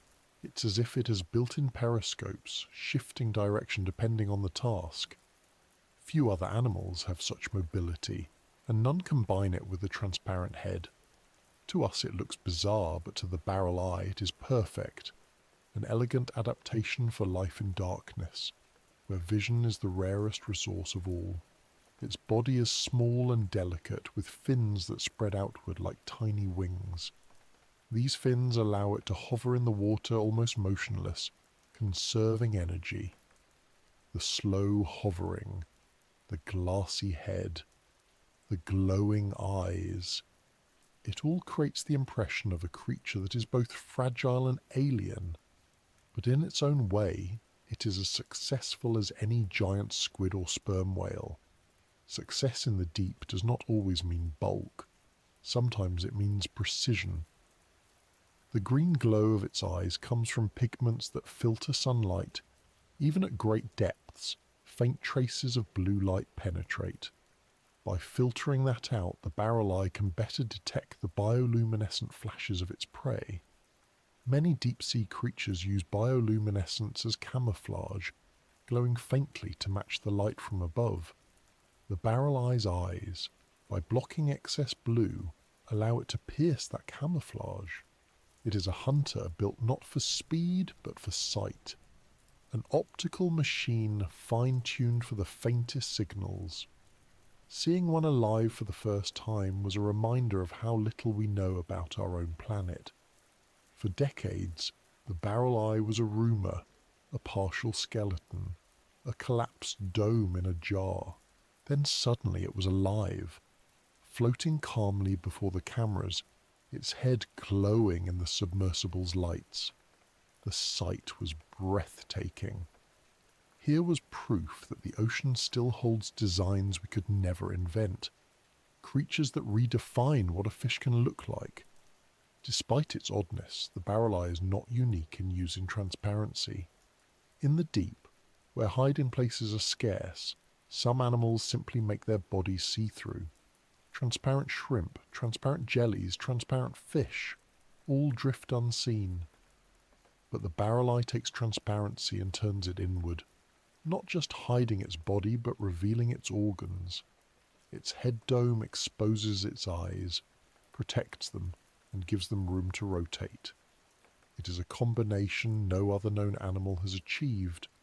It is also a reminder that giants of the deep are not always measured by size. The barrel eye is small, but in terms of adaptation, it is immense. It represents a giant leap in design, a giant success in survival strategy, a giant reminder of how flexible life can be. To encounter one is to see proof that life in the abyss is not limited by our imaginations. It invents forms we would never expect. For humans, the fascination lies partly in how alien it appears. The clear dome makes it look artificial, as if built rather than grown. The glowing eyes resemble machine lenses, not living tissue. To look at it is to question whether it belongs to Earth at all, and yet it has been here for millions of years, evolving quietly in the black depths, long before we even knew such places existed. Very little is known about its behaviour beyond what has been glimpsed in short recordings. How often does it feed? How far does it travel? Does it live solitary or in groups? Its fragile body makes it almost impossible to keep in captivity, so each observation is fleeting. Most of what we know is inference, pieced together from anatomy and behaviour in the wild, and perhaps that is fitting. Some creatures are meant to remain half hidden, revealed only briefly, enough to remind us of their existence but not enough to take away their mystery. In many ways, the barrel eye represents the deep itself. Fragile, strange, transparent in some places, opaque in others. A realm where what you see is never the full story, and what you don't see matters most. The glass head is a metaphor in itself, showing us the insides but hiding the rest, reminding us that life is not bound by what we expect. And as we let the barrel eye hover in our minds, with its emerald eyes rolling inside its glass dome, we drift onward. The light of bioluminescence begins to increase, not from single points but from entire bodies. Ahead, great gelatinous forms pulse and drift, jelly-like creatures larger than a person, larger even than rooms, glowing softly in colours no sunlight ever touches. The deep reveals its next giants, not armoured, not boned, but made of jelly and light, a different kind of rule in the kingdom of darkness. In the deep sea, not all giants wear armour or carry teeth. Some rule with nothing more than jelly. Transparent, fragile, pulsing softly in the dark, they look more like living lanterns than animals. These are the gelatinous giants, comb jellies, true jellyfish and their relatives, that drift endlessly through the abyss. To see them is to realise that size does not always mean solidity. Sometimes it means emptiness. Sometimes it means delicacy stretched to improbable scale. Comb jellies, or ctenophores, are among the most mesmerising. Unlike true jellyfish, they do not sting. Instead, they capture prey with sticky cells that trap plankton and small animals drifting past. Their bodies are nearly transparent, but along their sides run rows of tiny hair-like cilia. When these cilia beat, they scatter light into rainbows, shimmering in blues, greens and pinks as they move. In the black of the deep, this rainbow flicker looks like a magic trick, a body painting the dark with moving light. Some comb jellies are small, delicate globes no larger than a marble. Others stretch into forms many feet long, trailing ribbons that glow faintly. A few species grow to lengths that rival whales if you count their fragile feeding tentacles. These tentacles can extend dozens of feet, fine as spider silk, drifting invisibly through the water. Any plankton or small fish that brushes against them becomes trapped, reeled back toward the body. In this way, a single jelly can command a feeding space larger than a room, larger even than a small house. The fragility of their bodies makes them hard to study. A net that scoops up fish or crustaceans simply destroys comb jellies. They collapse into slime at the surface. Only with modern submersibles and gentle collection methods have scientists been able to watch them alive. What they've found is a world of delicate giants that challenge our assumptions about survival. With bodies that are 95% water, with no brain, no bones, no heart, how can such creatures dominate so much of the ocean? The answer is in their efficiency. Jelly costs little energy to build. Transparency hides them from predators. Bioluminescence warns or confuses enemies, and drifting with currents saves effort. They are masters of doing more with less. True jellyfish add another layer to this story. While some are tiny, others grow immense. The lion's mane jellyfish, for example, can reach a bell diameter over 6 feet across, with tentacles stretching more than 100 feet. That makes it longer than a blue whale, the largest animal on Earth. These tentacles are armed with millions of stinging cells, each capable of paralyzing small prey. In the deep, similar giants drift unseen, their bodies glowing faintly, their tentacles forming nets larger than anything humans have ever built. A whale swims with power. A squid strikes with speed. A jellyfish simply waits, letting its tentacles do the work. The role of gelatinous giants in the ecosystem is immense. They are both predators and prey. Lanternfish and other small creatures feed on their young. Larger animals, including turtles and some fish, feed on them, but in sheer numbers, jellyfish and comb jellies often dominate. In some regions, they form blooms so dense that they fill entire stretches of water, pulsing together in waves. These blooms can alter ecosystems, outcompeting fish, clogging fishing nets, even overwhelming power plant intakes. In the deep sea, where blooms are less common, their dominance is quieter but just as important. They recycle plankton, they form a key part of the diet for larger predators, and they move nutrients vertically as they migrate with the day-night cycle. Bioluminescence is central to their survival. Many gelatinous giants glow in blue or green, the most visible colours in deep water. Some produce steady glows, others flash in pulses, and a few release glowing particles when disturbed. These displays serve multiple purposes: to confuse predators, to attract prey, to communicate. In some species, light cascades across the body like a waterfall, turning the animal into a moving chandelier in the dark. For humans watching from submersibles, it is one of the most mesmerizing sights in nature. The ocean seems to light itself from within, with creatures that are little more than jelly carrying entire light shows inside their bodies. One of the most astonishing gelatinous giants is the siphonophore. Unlike jellyfish or comb jellies, a siphonophore is not a single animal, but a colony. Each colony is made up of specialized individuals called zooids, connected and cooperating as if they were one body. Some form floats, others tentacles, others digestive parts. Together they create a living chain that can stretch to lengths exceeding 100 feet. In 2020, researchers in Australia discovered a siphonophore estimated at 150 feet long, one of the longest animals ever recorded.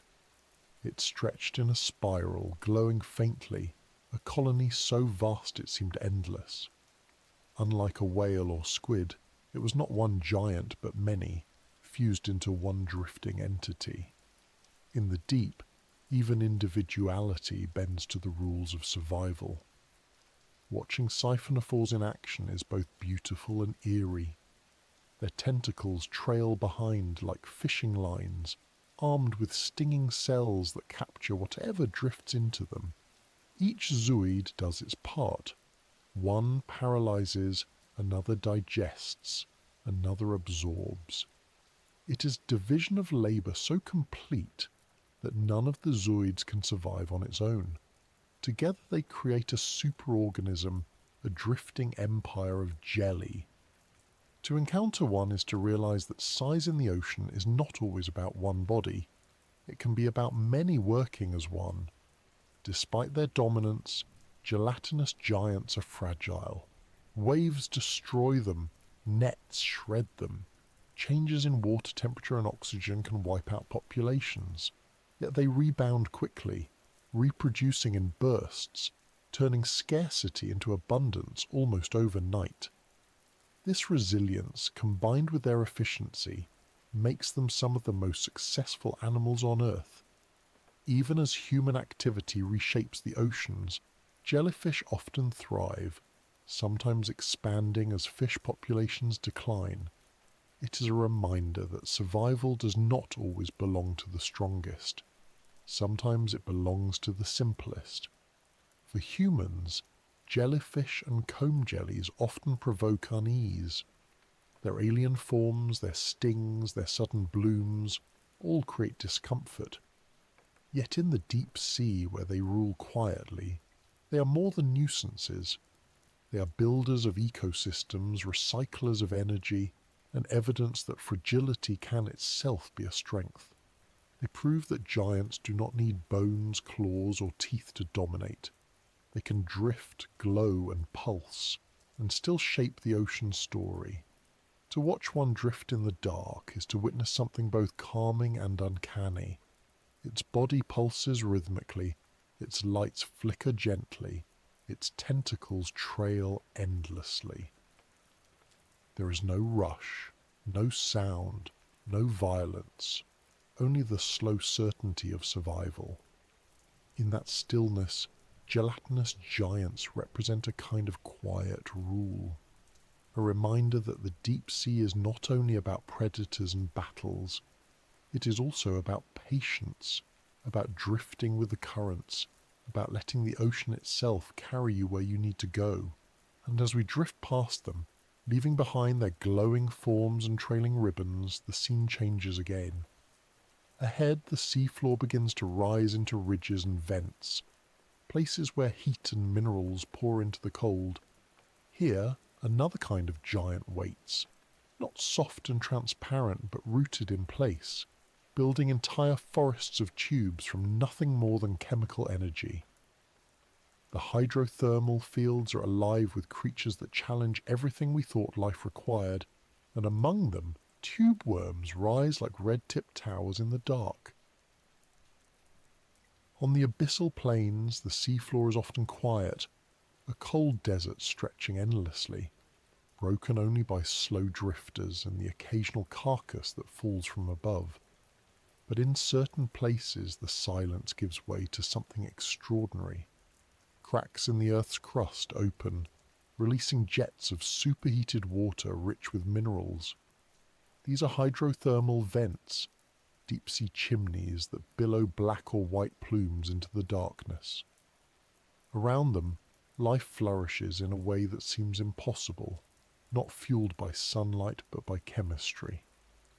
And among the most striking inhabitants of these vent fields are tube worms, behemoths of a world without sun, rising in colonies like forests of red-tipped spires.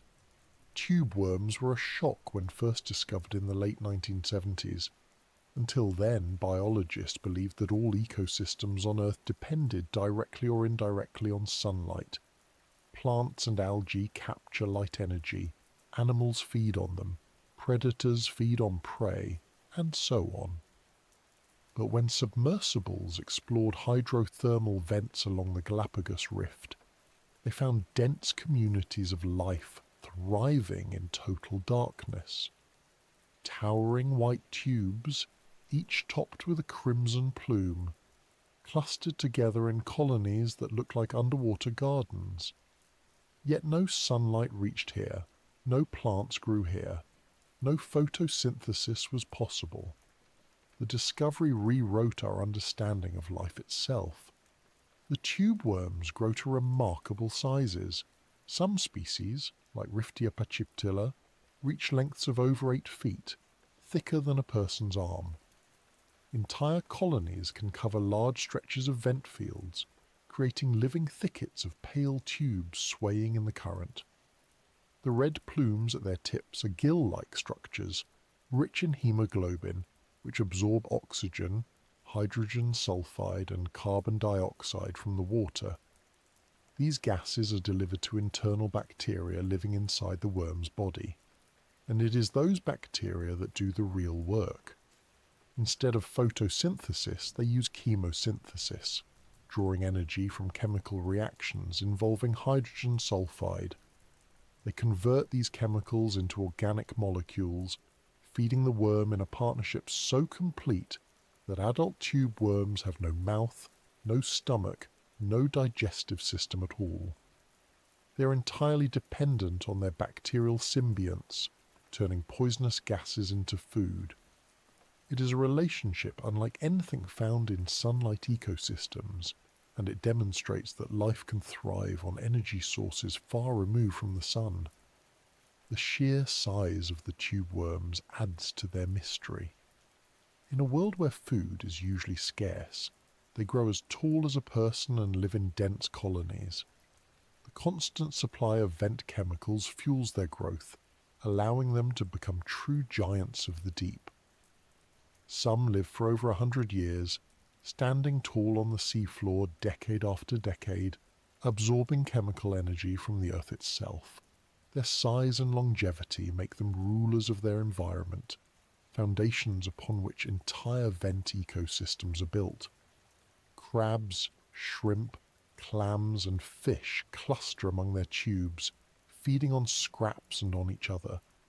Remove the tube worms and the community collapses. The vents themselves are dramatic. Black smokers spew superheated water filled with iron and sulfur, staining the plumes as they rise. White smokers release lighter minerals, creating ghostly towers of carbonate.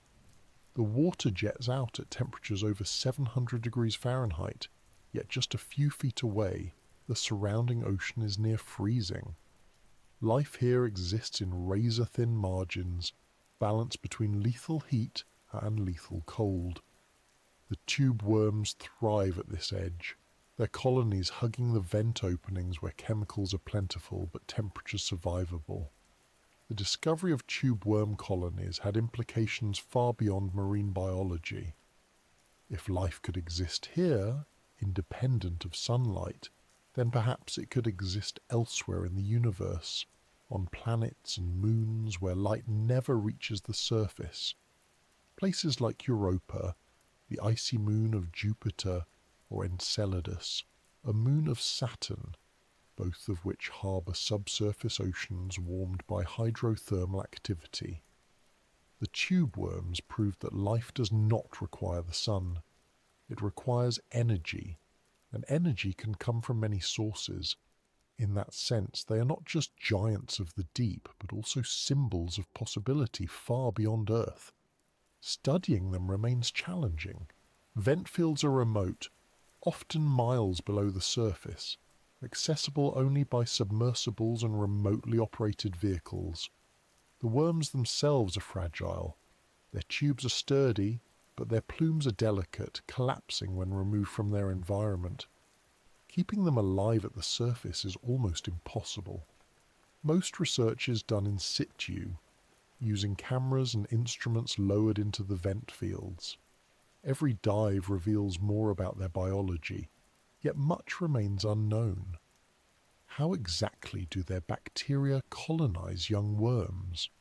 How long can individuals live? How do entire colonies establish and grow in new vents? Each question pushes us further into the mysteries of the deep. The scale of the colonies is breathtaking. Submersible footage shows forests of white tubes swaying gently, red plumes waving in the current. The effect is almost hypnotic, as if the seafloor itself has sprouted gardens. Among them crawl crabs, dart shrimp and swirl fish, all feeding on the bounty that chemosynthesis provides. Without the tube worms, none of these creatures would be here. They are architects of entire ecosystems, their bodies turning poisonous gas into the foundation of life. What's remarkable is their patience. Vents are not permanent. Over decades or centuries, geological shifts open new ones and close old ones. When a vent shuts down, the colony dies, but elsewhere, new cracks appear and new colonies take root. The worms cannot move quickly, but their larvae drift widely, carried by currents until they encounter the right chemical signals. Then they settle, grow, and begin the cycle again. In this way, tube worm colonies are pioneers, spreading from vent to vent, establishing life wherever the Earth's heat escapes into the ocean. Their size, their longevity, their partnership with bacteria all make them giants of the deep in more than one sense. They remind us that the ocean is not uniform. It is not simply a desert of cold and pressure. It is punctuated with oases, places where life explodes into abundance, fueled not by the sky but by the planet itself. To swim among them would be to walk through an alien forest, where the trees are worms and the leaves are red plumes swaying in chemical currents. For humans, this sight is both humbling and inspiring. Here are creatures that live in places we once thought uninhabitable, thriving without the resources we thought were essential. They challenge our assumptions, not just about biology, but about life's potential. They are proof that giants come in many forms, some with bones, some with teeth, and some with nothing but tubes, bacteria, and the chemistry of the earth. And as we leave their colonies behind, drifting away from the glowing chimneys and swaying plumes, the seafloor changes again. The vents fade, the heat dissipates, and the cold plains return. But even here, other giants rise from the seafloor, not worms this time, but corals and sponges, structures that grow slowly over centuries, building vast reefs and gardens in the darkness. Ahead lies another kind of behemoth, one made not of flesh alone, but of stone-like skeletons, covering the deep with hidden forests that rival anything on land. Far from the volcanic vents, where the seafloor is colder and quieter, other giants begin to appear. They are not animals that swim or crawl, Not hunters or scavengers, but builders. They rise from the seafloor slowly, almost invisibly, over centuries and millennia. They are corals and sponges of the deep, immense fields that stretch across underwater mountains, canyons and ridges. Unlike the bright coral reefs of shallow waters, these giants live in darkness. They do not rely on sunlight. They do not need algae to fuel their growth. Instead, they feed directly from the currents, filtering tiny particles drifting in the water and turning them into structures that last longer than most civilizations. Deep-sea corals grow in forms similar to their shallow relatives. They build skeletons of calcium carbonate, branching into fans, whips, and massive tree-like shapes. Some grow as solitary individuals, while others cluster into dense forests covering entire slopes. Without sunlight to power photosynthesis, they grow slowly, sometimes only a few millimeters a year. But given time, their colonies reach immense sizes. Black corals, for example, can live for over 4,000 years. That makes them among the oldest living animals on Earth. To imagine a coral colony that sprouted before the pyramids were built and is still alive today is to realize how vast the timescales of the deep truly are. Sponges add another layer to these fields. Unlike corals, they do not build stony skeletons, but their bodies, made of silica or spongy material, can reach massive proportions. Some glass sponges form latticed frameworks taller than a person, translucent structures that look like sculptures made of ice. Others form reefs many meters high and kilometers long. These sponge reefs were once thought extinct, known only from fossils dating back 100 million years. Then, in the late 20th century, living sponge reefs were discovered off the coast of Canada, hidden in cold, deep waters. They had been quietly thriving for millennia, their fragile bodies accumulating into structures larger than city blocks. Together, corals and sponges transform the deep sea floor into something unexpected. Where we might imagine barren mud plains, there are instead gardens of stone and glass, forests of branching structures, oases of life in the dark. Fish weave between coral branches, crabs cling to sponges, starfish and brittle stars climb their surfaces, feeding on whatever the currents deliver. These fields are not passive.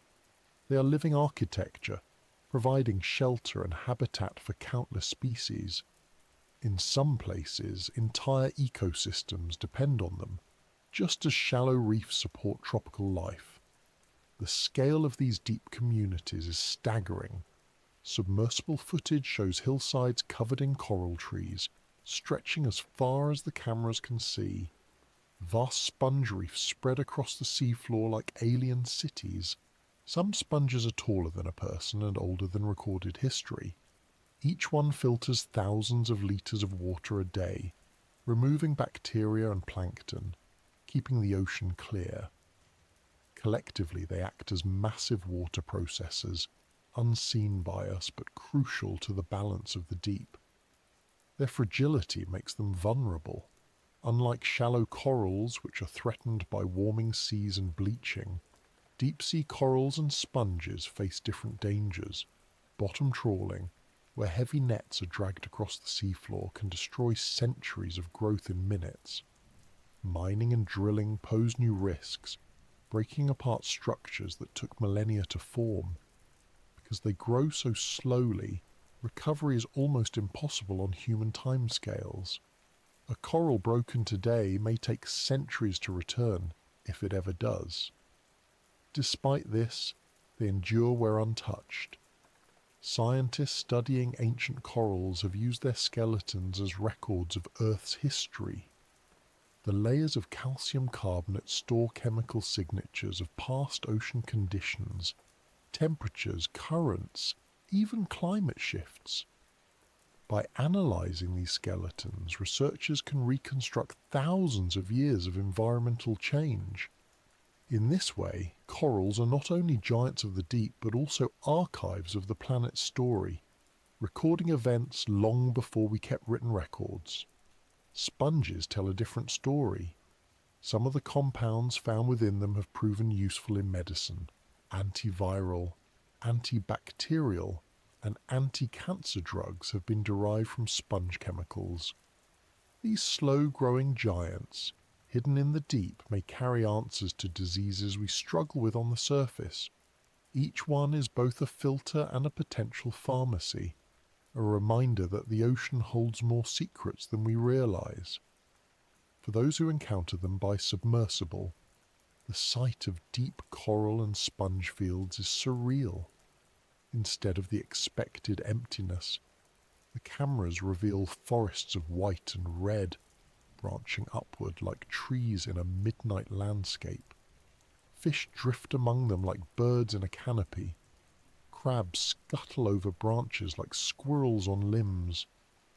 It is a world that mirrors the forests of land, yet is entirely separate, powered not by sunlight but by the ceaseless delivery of nutrients on the currents.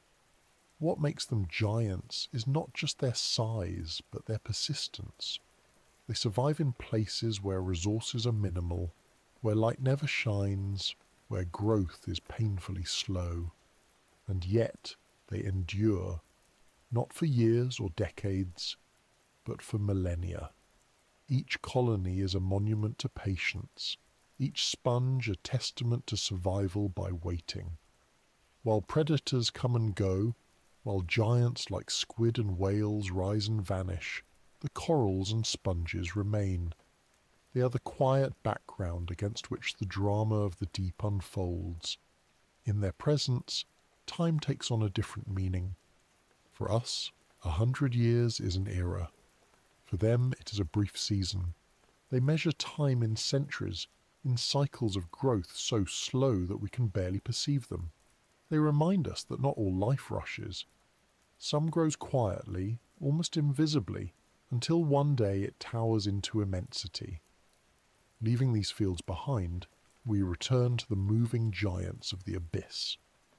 On the seafloor, crustaceans wait, armoured and strange, some grown to sizes that seem impossible for creatures usually so small. Their bodies scuttle instead of drift, but they are just as much a part of the story, turning patience and toughness into survival in a world that rewards every adaptation. Ahead, the amphipods and other crustaceans of the deep stretch into new extremes, proving once again that the abyss magnifies the ordinary into the extraordinary. On land, most crustaceans we know are small, crabs scuttling sideways on beaches, shrimp in aquariums, pillbugs rolling into tiny balls under rocks. They are creatures of modest size, often overlooked. But in the deep, as with so many other lineages, size takes on a different meaning. The same groups that stay small near the surface can become immense in the abyss. Giant amphipods, lobsters of impossible shape, shrimps with glowing eyes, and crabs that seem almost skeletal appear out of the dark. They are strange in ways that make them look alien, yet they are part of the same crustacean family tree we know from our dinner plates and tide pools. Amphipods are a good place to begin. Normally these creatures are tiny, shrimp-like scavengers that pick at debris in rivers, lakes, and shallow seas. A few millimeters long, they're abundant but easy to ignore. In the deep trenches of the ocean, however, they grow to sizes that transform them completely. Amphipods collected from the Mariana Trench and other abyssal regions have been found over a foot long. Imagine a shrimp swollen to the size of a loaf of bread, translucent and ghostly, drifting in water so dark and pressurized that few other animals survive. These amphipods feed on whatever reaches them, bits of fish, sinking algae, even scraps from whale carcasses that fall into the trench. Their gigantism is linked to conditions of the deep: cold water, immense pressure, and slow metabolism favour growth over time. Without many predators to keep them in check, amphipods simply grow larger. Their bodies, soft but armoured with thin exoskeletons, are perfectly adapted for drifting and scavenging. They are living proof of deep-sea gigantism, the trend that produces so many of the giants we've already met. What is small above becomes enormous below. But amphipods are not the only crustaceans exaggerated by the abyss. Shrimps in the deep take on strange forms. Some carry bioluminescent organs, glowing like tiny lanterns to confuse predators or to signal to each other. Others develop long, spindly legs to crawl across the mud plains in search of scraps. Still others drift in swarms so dense they resemble clouds, feeding on marine snow as it falls. In the silence of the deep, shrimps are often the movers of energy, passing food from the smallest particles up to larger scavengers. Crabs also take on unusual forms. Some species in the deep have elongated legs and narrow bodies, more spider-like than the familiar crabs of shorelines. Others cluster around hydrothermal vents, their shells coated in minerals from the chemical plumes. One of the strangest is the Yeti crab, discovered only in 2005. Covered in silky white hairs along its arms, it looks almost fuzzy, a deep-sea creature wearing a coat. These hairs are not decoration. They harbour bacteria that feed on the vent's chemicals. The crab waves its arms back and forth in the plumes, farming the bacteria and then eating them. It is a lifestyle unlike anything on the surface, where farming is associated with humans. Here, in the abyss, a crab invented it long before we did. Even lobsters, familiar to us as food, take on different roles in the deep. Some grow long claws and spiny armour to defend themselves in a world where competition is fierce. Others evolve colours we never see at the surface, glowing red or purple in the dim light of submersibles. Their adaptations remind us that the deep is not a place of uniform emptiness. It is a patchwork of niches, each with its own giants filling roles we never imagined. What unites all of these crustaceans is their role as recyclers. They break down what falls from above, they feed on scraps, they clean the seafloor of decay. Without them, the abyss would choke on waste. With them, nutrients flow onward, supporting worms, jellies, fish, and even the colossal predators. In that sense, they are not just oddities. They are essential. They are the maintenance crew of the deep, the ones who keep everything else possible, but their oddities make them fascinating in their own right. The giant amphipods look like pale, oversized insects, their bodies stretched out, their movements slow but deliberate. Shrimps with glowing spots seem to carry stars on their sides. Yeti crabs wave their hairy arms like underwater gardeners tending invisible fields. Each one looks strange enough to belong to another planet, yet they're all here, in our own ocean, waiting quietly in the dark. Studying them is no easier than studying the larger giants. Nets damage them, submersibles glimpse them only briefly, and pressure changes destroy their delicate bodies at the surface. Preserved specimens rarely do justice to their size or colour. Only in the deep, under the correct pressure and cold, do they reveal their full appearance. This makes every video clip, every photograph, a treasure. They remind us of what we miss by living only on land. Their size also raises questions. Why does the deep produce so many giants? Some theories suggest that cold slows metabolism, allowing animals to grow larger over longer lives. Others argue that pressure favours bulkier forms. Still others point to the scarcity of food. Bigger bodies store more energy and allow longer fasting. The truth is probably a mix of all these factors. What matters is that the pattern holds. From amphipods to isopods, from squid to sharks, the deep magnifies.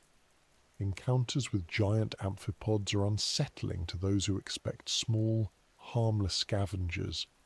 Imagine lifting a trap from the trench and finding a wriggling, translucent creature longer than your forearm, its legs kicking in the cold water. It is harmless, yet alien. And yet, its biology is no different in essence from the tiny amphipods that nibble on leaf litter in streams. The difference is scale, and scale changes perception. What seems ordinary at one size becomes monstrous at another. Among the crustaceans there are also armoured giants that climb beyond mere scavenging. King crabs, though not true crabs, can grow massive in deep waters, their spiny shells forming near impenetrable defences. Some weigh more than 20 pounds, their claws powerful enough to crush shells with ease. They march across the seafloor in groups, armies of armoured giants searching for food. Watching them is like watching battalions of living tanks move slowly across the mud, unstoppable by anything smaller. Yet for all their size and strength, the strategy of deep-sea crustaceans remains the same. Patience, toughness, endurance. They are not the swift predators of the shallows, but they endure in places where few others can. They make a living out of what falls, what drifts, what seeps. They thrive on scarcity, turning it into survival. If the whales are thunder in the abyss, if the squid are phantoms with arms, then these crustaceans are the workhorses.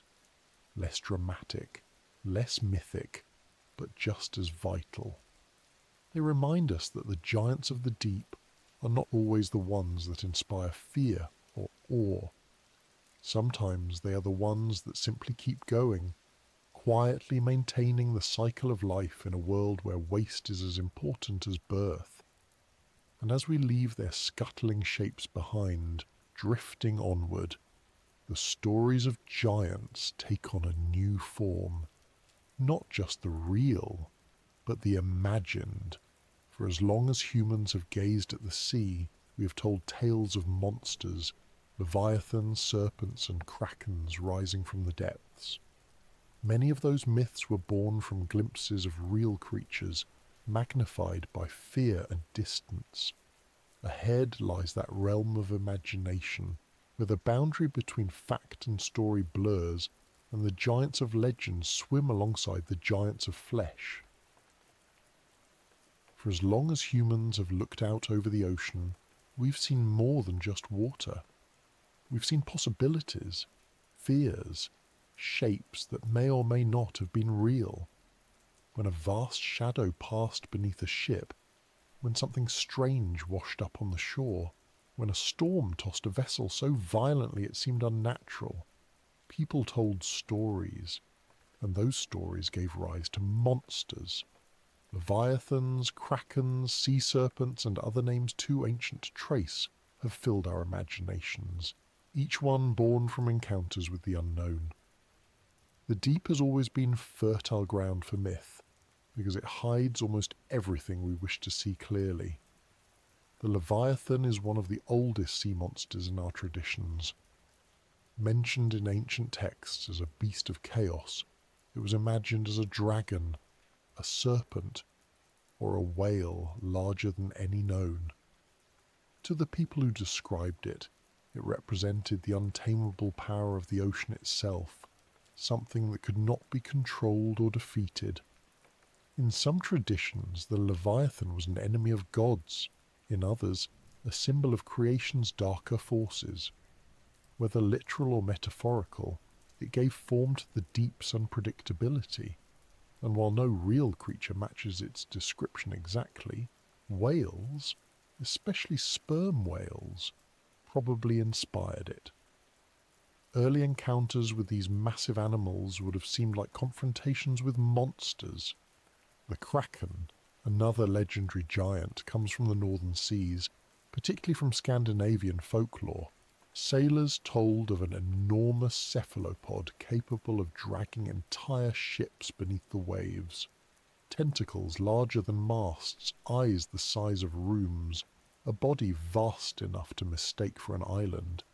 It was everything a mariner feared condensed into one nightmare. But at the heart of the Kraken legend lies truth. Giant squid, and perhaps even colossal squid, live in those same waters. Though they do not attack ships, their size and tentacles easily inspired tales of monstrous encounters. Imagine being a sailor centuries ago, glimpsing a long arm breaking the surface, or hauling up a damaged whale with sucker scars on its skin. Without modern science, the explanation would have seemed obvious. A monster lurked below. Sea serpents are among the most widespread myths. Cultures from Europe to Asia to the Americas all describe enormous snake-like creatures writhing through the waves. They are often described as impossibly long, sometimes stretching for hundreds of feet, their bodies coiling like ropes. Many of these tales likely came from oarfish, which we've already met. When one of these slender silver creatures surfaced, especially if it was dying or disoriented, it could rise vertically in the water, its red crest streaming, giving the impression of a serpent. Add stormy seas and a frightened crew, and the story would grow easily into myth. Even today, when oarfish wash up on beaches, headlines still call them sea serpents, as if the old legend never truly went away. Not all deep-sea monsters were imagined as giant animals.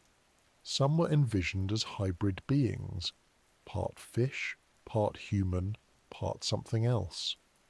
Mermaids and sirens may not fit neatly into the category of monsters, but their origins are tied to the mystery of the sea.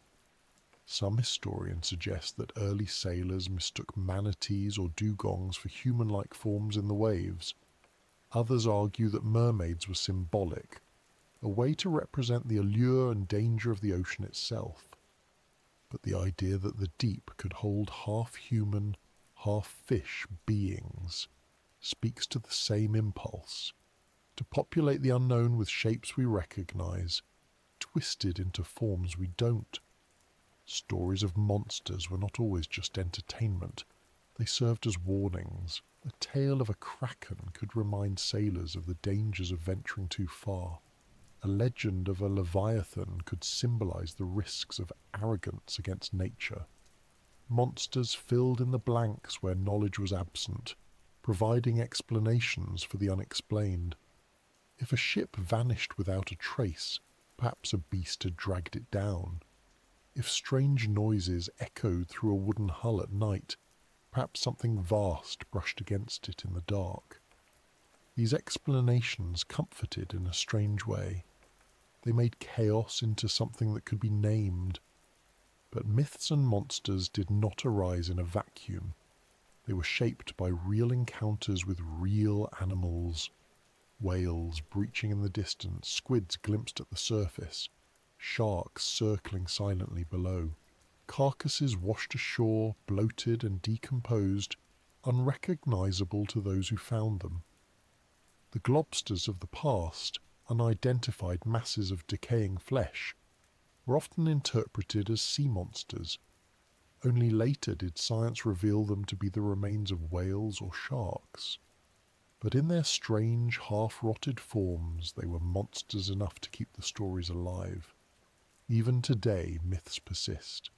Reports of giant, unidentified animals surface from time to time. Fishermen speak of shadows too large to identify, of movements that suggest something beyond known species. Some of these accounts may be exaggerations, others mistakes, but some remind us that the ocean still hides much we have not seen. With more than 80% of the deep unexplored, it is entirely possible that creatures larger or stranger than we expect still swim below. The line between myth and reality has not closed completely. The fascination with sea monsters also reveals something about us. We seem to need them. They embody mystery, fear, awe, and respect. They remind us of our limits. On land, we have mapped mountains, tamed rivers, built cities. At sea, especially in the deep, we remain small. Monsters restore balance, reminding us that there are places where we are not in charge, where we are vulnerable. Whether real or imagined, they hold power over us because they represent what we cannot control. And in some ways, the monsters of myth have helped science. Tales of krakens pushed naturalists to consider the possibility of giant squid, leading to eventual confirmation. Legends of sea serpents encouraged exploration and study of oarfish. Even today, reports of unidentified animals keep interest alive in the deep. Myths may not be accurate, but they often point toward truths we haven't fully uncovered. What matters most is that the deep has always inspired stories. Every culture with access to the ocean has created its own versions of monsters, shaped by the creatures they glimpsed and the dangers they faced. These stories span thousands of years, across continents and languages, yet they share common themes. Size beyond comprehension, power beyond control, and mystery beyond explanation. That universality suggests that the deep itself is the monster, the unknown that waits just out of sight, swallowing ships, hiding secrets, demanding respect. As our knowledge grows, some myths dissolve. We now know that giant squid exist, but they are not ship-dragging demons. We know oarfish exist, but they are not endless serpents. And yet, the awe remains. Seeing them alive, real, and stranger than myth only deepens the sense of wonder. Reality does not kill the monster. It simply replaces fear with fascination. And so we keep telling stories. We imagine Leviathan still lurking, Kraken still waiting, serpents still twisting in the waves. They may not exist as we once thought, but they exist in our culture, our imagination, our art. They remind us that the deep is not just a place of biology, it is also a place of myth, a mirror for our fears and hopes. The monsters born of the deep may not live in flesh, but they live in us. Leaving behind the realm of myth, the journey shifts back toward the real, to creatures shaped not by stories but by machinery. For as much as we imagine monsters, we also build our own. The machines we send into the abyss, submersibles, robots, harvesters, are giants in their own right, intruding into a world that never knew us.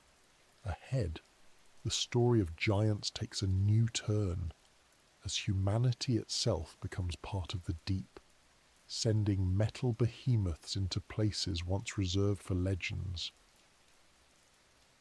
For most of history, the deep was untouchable. Sailors saw only the surface, and even scientists could only guess at what lay below. Nets brought up fragments, broken specimens, half-rotted carcasses that gave more questions than answers. But the ocean beyond a few hundred feet remained inaccessible. The pressure crushed anything we tried to send down.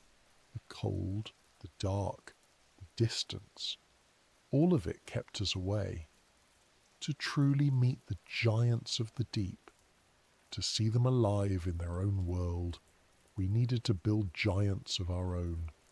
Machines that could survive where we could not. Machines that could hunt in darkness without fear of crushing or drowning. The first attempts were crude. In the 1930s, naturalist William Beebe and engineer Otis Barton built the bathysphere, a steel ball lowered by cable into the deep waters off Bermuda. It had thick walls, small windows, and barely enough room for 2 people. They could not steer it or move it. It simply hung on its line, lowered slowly into the dark. Yet what they saw through those tiny windows was astonishing. Fish that glowed like stars, jellyfish that drifted like alien ships, shadows larger than anything they had imagined. For the first time, humans had glimpsed the deep alive. The bathysphere was not a predator of giants, but it was the first machine to follow them into their world. In the decades that followed, machines grew more advanced. Submarines capable of diving thousands of feet opened the deep further. The Trieste in 1960 became the first vessel to reach the bottom of the Mariana Trench. Its crew, Jacques Picard and Don Walsh, descended nearly 7 miles into the earth, inside a pressure sphere carried by a massive float. When they reached the seafloor, they saw life, tiny fish, shrimp-like creatures thriving even there. It was proof that the abyss was not empty, that even at the greatest depths life endured. Modern machines have taken the hunt further still. Remotely operated vehicles, or ROVs, now roam the deep freely. Tethered to ships by long cables, they carry cameras, lights and robotic arms. They can hover above vent fields, explore canyons, and capture images of animals never seen before. Submersibles like Alvin, operated by humans, dive to depths of over 14,000 feet, carrying scientists to study ecosystems firsthand. These machines are our eyes and hands in the dark, extending our reach far beyond what our bodies allow. The encounters they've made possible have transformed myth into reality. It was submersibles that first filmed giant squid alive, drifting with arms outstretched in the midnight zone. It was ROVs that revealed vampire squid cloaking themselves in their webbing, that recorded barrel-eye fish with their glowing emerald eyes. Without machines, these giants would remain legends and half-rotted carcasses. With machines, they become living beings, captured in their own element. The machines themselves are giants too, in a way. ROVs can be the size of cars, bristling with thrusters, cameras and lights. Manned submersibles are thick-walled spheres with life support systems packed tightly inside, like mechanical hearts keeping their human passengers alive. Even larger are the research ships that launch them, floating platforms that carry entire labs and crews. To send a machine into the deep is never simple. It requires teams of people, miles of cable, and millions of dollars. Every dive is a project of immense scale, a demonstration of how much effort it takes to reach the ocean's true rulers. But machines are not only for study. Increasingly, they are used to exploit. Deep-sea mining companies design robotic harvesters, massive crawlers that scrape minerals from the seafloor. These machines are not subtle hunters of life, but extractors of resources, nickel, cobalt, rare earths. They are giants of metal that threaten to destroy the habitats of the living giants we've been following. Tubeworm colonies, coral fields, sponge reefs, all vulnerable to machines that plough through them. The deep, which has remained untouched for millions of years, now faces intrusion not from monsters of myth, but from machines of our own making. Even fishing fleets use machines to hunt giants. Deep-sea trawlers drag nets across the bottom, catching orange ruffy, grenadiers, and other fish that live for centuries. The nets destroy corals and sponges in their path, erasing habitats in minutes that took thousands of years to grow. Here the machine is simple, just a weighted net, but its effect is immense. The giants of the deep are not hunted by spears or harpoons anymore. They are hunted by machines that catch them in silence, far below where anyone can see. And yet, machines also preserve. Without them, we would not know the deep as we do. We would not know the shape of oarfish, the glow of siphonophores, the forests of tube worms. Every discovery has come from a camera lowered into the dark, every revelation from a robot drifting through the abyss. They are both our greatest threat and our only connection. For scientists who descend in submersibles, the experience is transformative. To sit inside a small sphere surrounded by crushing pressure, lights cutting into the black, and then to see a whale fall on the seafloor, or a jellyfish glowing in colours never seen on land, that is to glimpse another planet. They describe it as humbling, as if the machines are not just tools but doorways. Without them, the ocean remains myth. With them, it becomes reality. The giants we build are not perfect. They still fail. ROVs lose power, tethers snap, submersibles must surface after only hours. But with each advance, we push further. Autonomous vehicles now dive without cables, mapping vast stretches of seafloor on their own. Drones roam trenches, capturing data and returning later with answers. As technology improves, our giants grow more capable and the abyss grows smaller. And yet, the deep still resists. Pressure, darkness, distance. These barriers remain. Even the best machines cannot fully master them. What we glimpse are fragments, hours of footage from a realm that stretches endlessly. The giants of the deep still keep their secrets, even as our machines hunt them. The balance remains in their favour. It is easy to imagine a future where our machines are everywhere in the deep, crawling across every ridge, mining every field, recording every creature. But it is also easy to imagine the cost. The deep is fragile. It grows slowly. It recovers over centuries. A machine can erase it in minutes. We face a choice. Use our giants to learn or use them to consume. The difference will decide what survives. As we leave behind the machines, their lights fading into the black, the thought lingers. For all our technology, we are still outsiders. The true giants of the deep live without steel, without engines, without lights. They endure in ways we can only study but never match. And some of them remain hidden still, never filmed, never caught, never proven. Ahead lies the mystery of the giants we may never see, the ones that haunt our imagination and remind us that the deep is always larger than our reach. For all the creatures we've named, filmed and studied, the truth is that most of the deep remains unseen. More than 4/5 of the ocean is still unexplored, its trenches and plains unmapped, its canyons unvisited. Even with our most advanced machines, we have only skimmed the edges. Every dive reveals new species, many of them strange enough to challenge everything we thought we knew. And that raises a question we can't ignore. What giants remain out there, drifting in the dark that we may never see? Evidence for unseen giants appears in fragments. Sperm whales return from dives with scars too large to have come from known squid. Fishermen report lines cut by something massive in the deep. Sonar occasionally registers shadows larger than whales, moving in ways that defy easy explanation.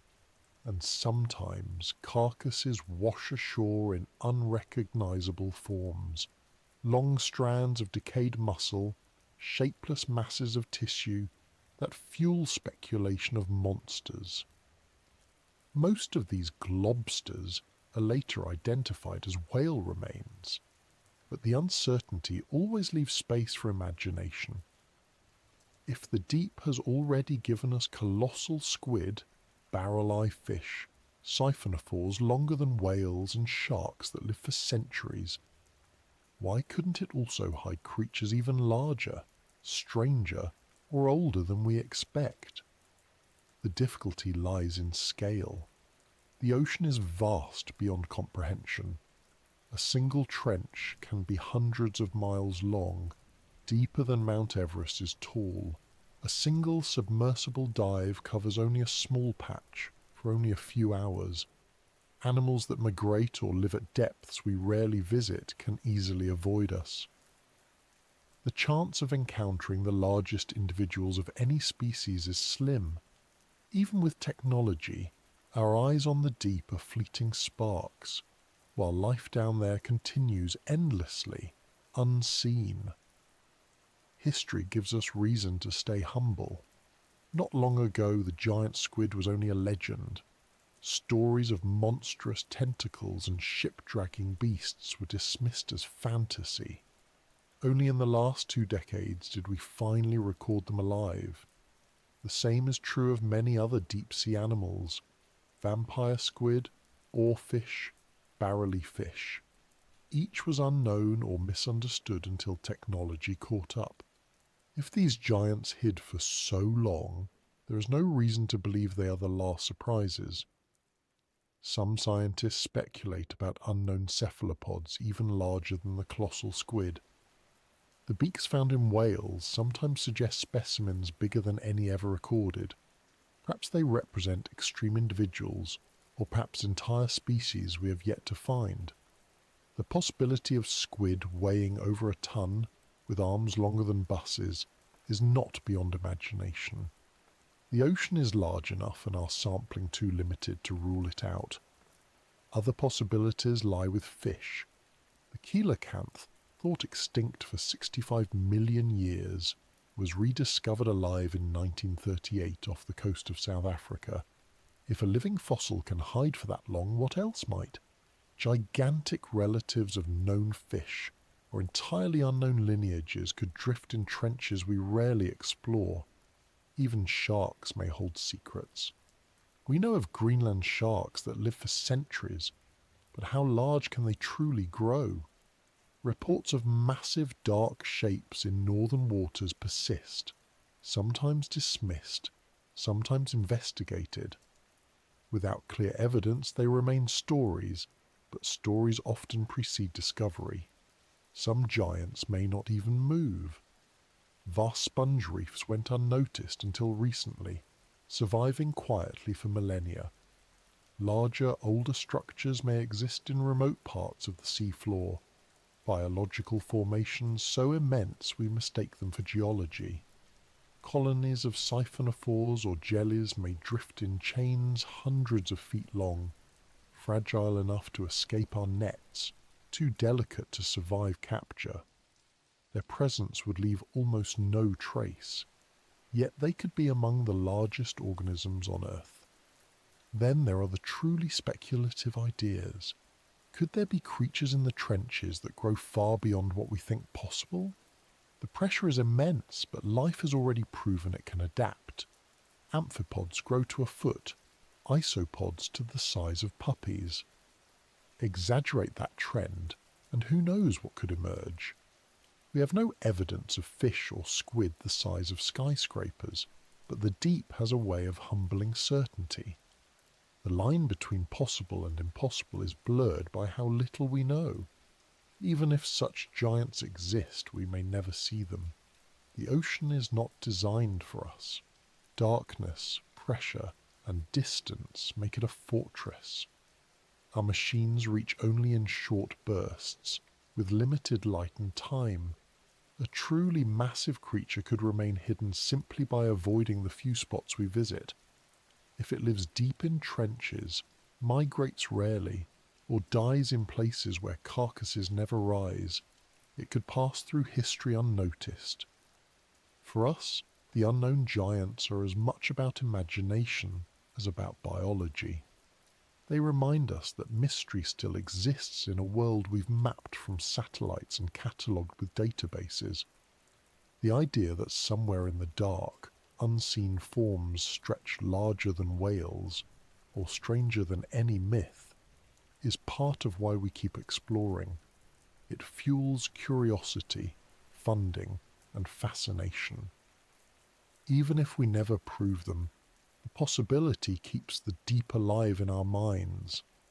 And in some ways, the giants we may never see are already real, not in flesh, but in effect.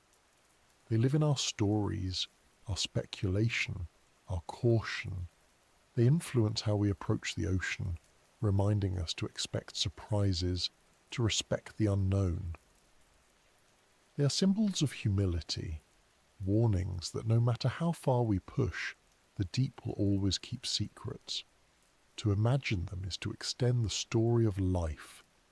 Perhaps there are cephalopods heavier than anything we know, sharks that grow longer than buses, siphonophores stretched for miles. Perhaps there are entirely new forms, neither fish nor squid, that have evolved in silence, their adaptations hidden from us.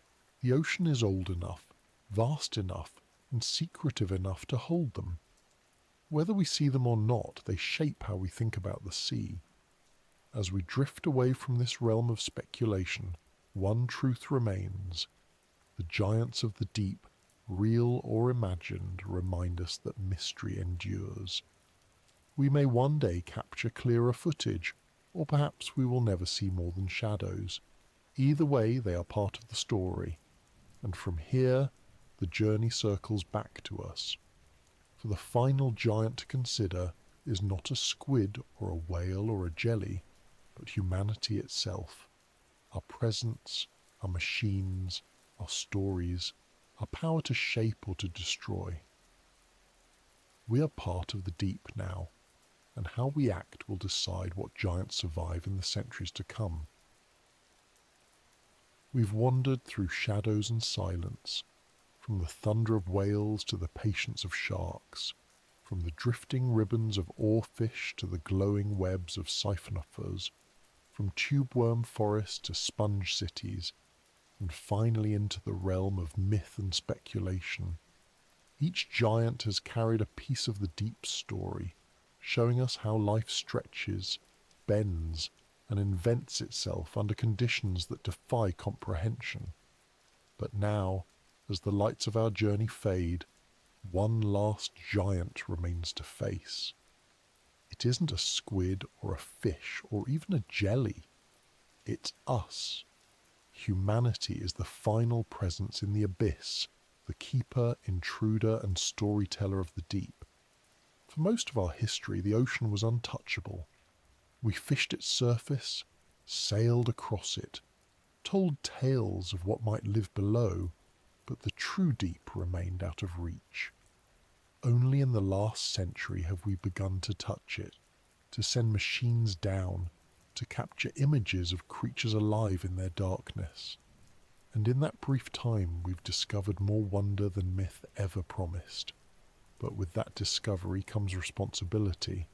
We are no longer just storytellers, we are keepers. What we choose to do will shape whether the giants we've met survive or vanish. The ocean is vast, but it is not infinite. Deep-sea fish like the orange ruffy live for centuries, growing slowly, reproducing rarely. Yet fleets have trawled them in decades, reducing populations to fractions of what they were.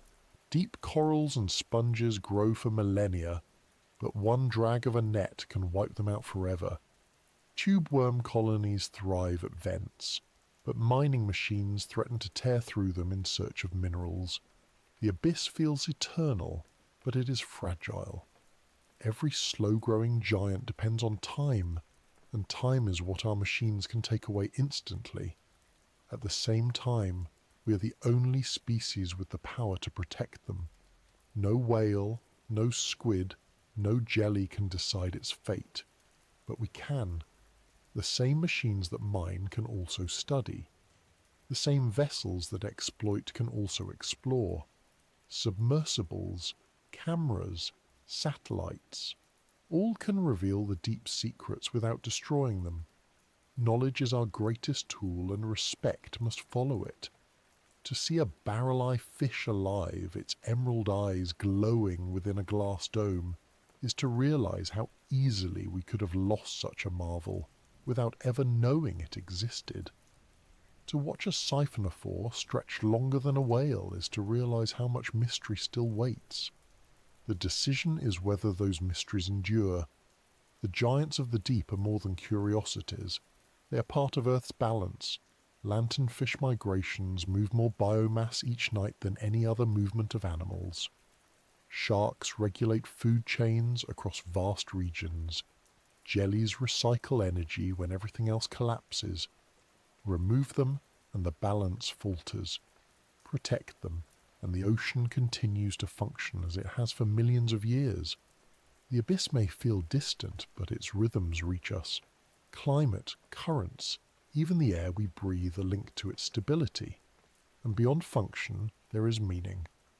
To know that a Greenland shark swims through the Arctic that may have been alive before Newton wrote his laws is to know that time itself has other scales. To know that a coral reef has been growing silently since before civilizations rose is to know that patience can outlast empires. To know that jellies can grow larger than rooms without bones or brains is to know that fragility can be power. These are not just animals, they are lessons. Each one tells us something about endurance, adaptation and possibility. We are the ones who carry their stories. Without us they are unseen. Without them we are diminished. The relationship is not equal, but it is intertwined.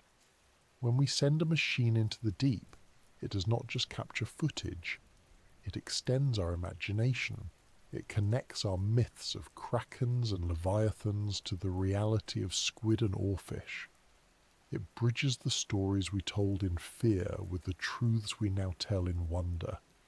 Humanity's role as keeper of the abyss is not just about protection. It is about storytelling, about ensuring that future generations still have mysteries to imagine, giants to discover, and lessons to learn. The question, then, is not whether giants still rule the deep. They do.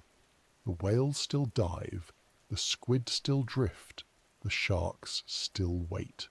The question is whether we will allow them to keep ruling, or whether our machines will replace them. The abyss does not need us, but we need it. Without its giants, the world above would lose its balance, its mystery, its reminders of humility. To be keepers of the abyss is to recognize that role, to act not as conquerors but as caretakers. And so, as we surface from this journey, leaving behind the forests of tubes, the ribbons of fish, the webs of jellies, and the thunder of whales, we carry with us a responsibility to protect what we've seen, to respect what we haven't, to remember that mystery itself is worth preserving. The giants of the deep will likely outlast us, as they have outlasted countless ages before. But while we are here, while we tell stories, while we build machines and send them into the dark, we decide what kind of giants we want to be. Will we be the destroyers or the keepers? That is the closing question, the one that matters more than any myth or discovery. Because in the end, the deep sea is not just their home, it is part of ours, and whether its giants endure depends on the choices we make now.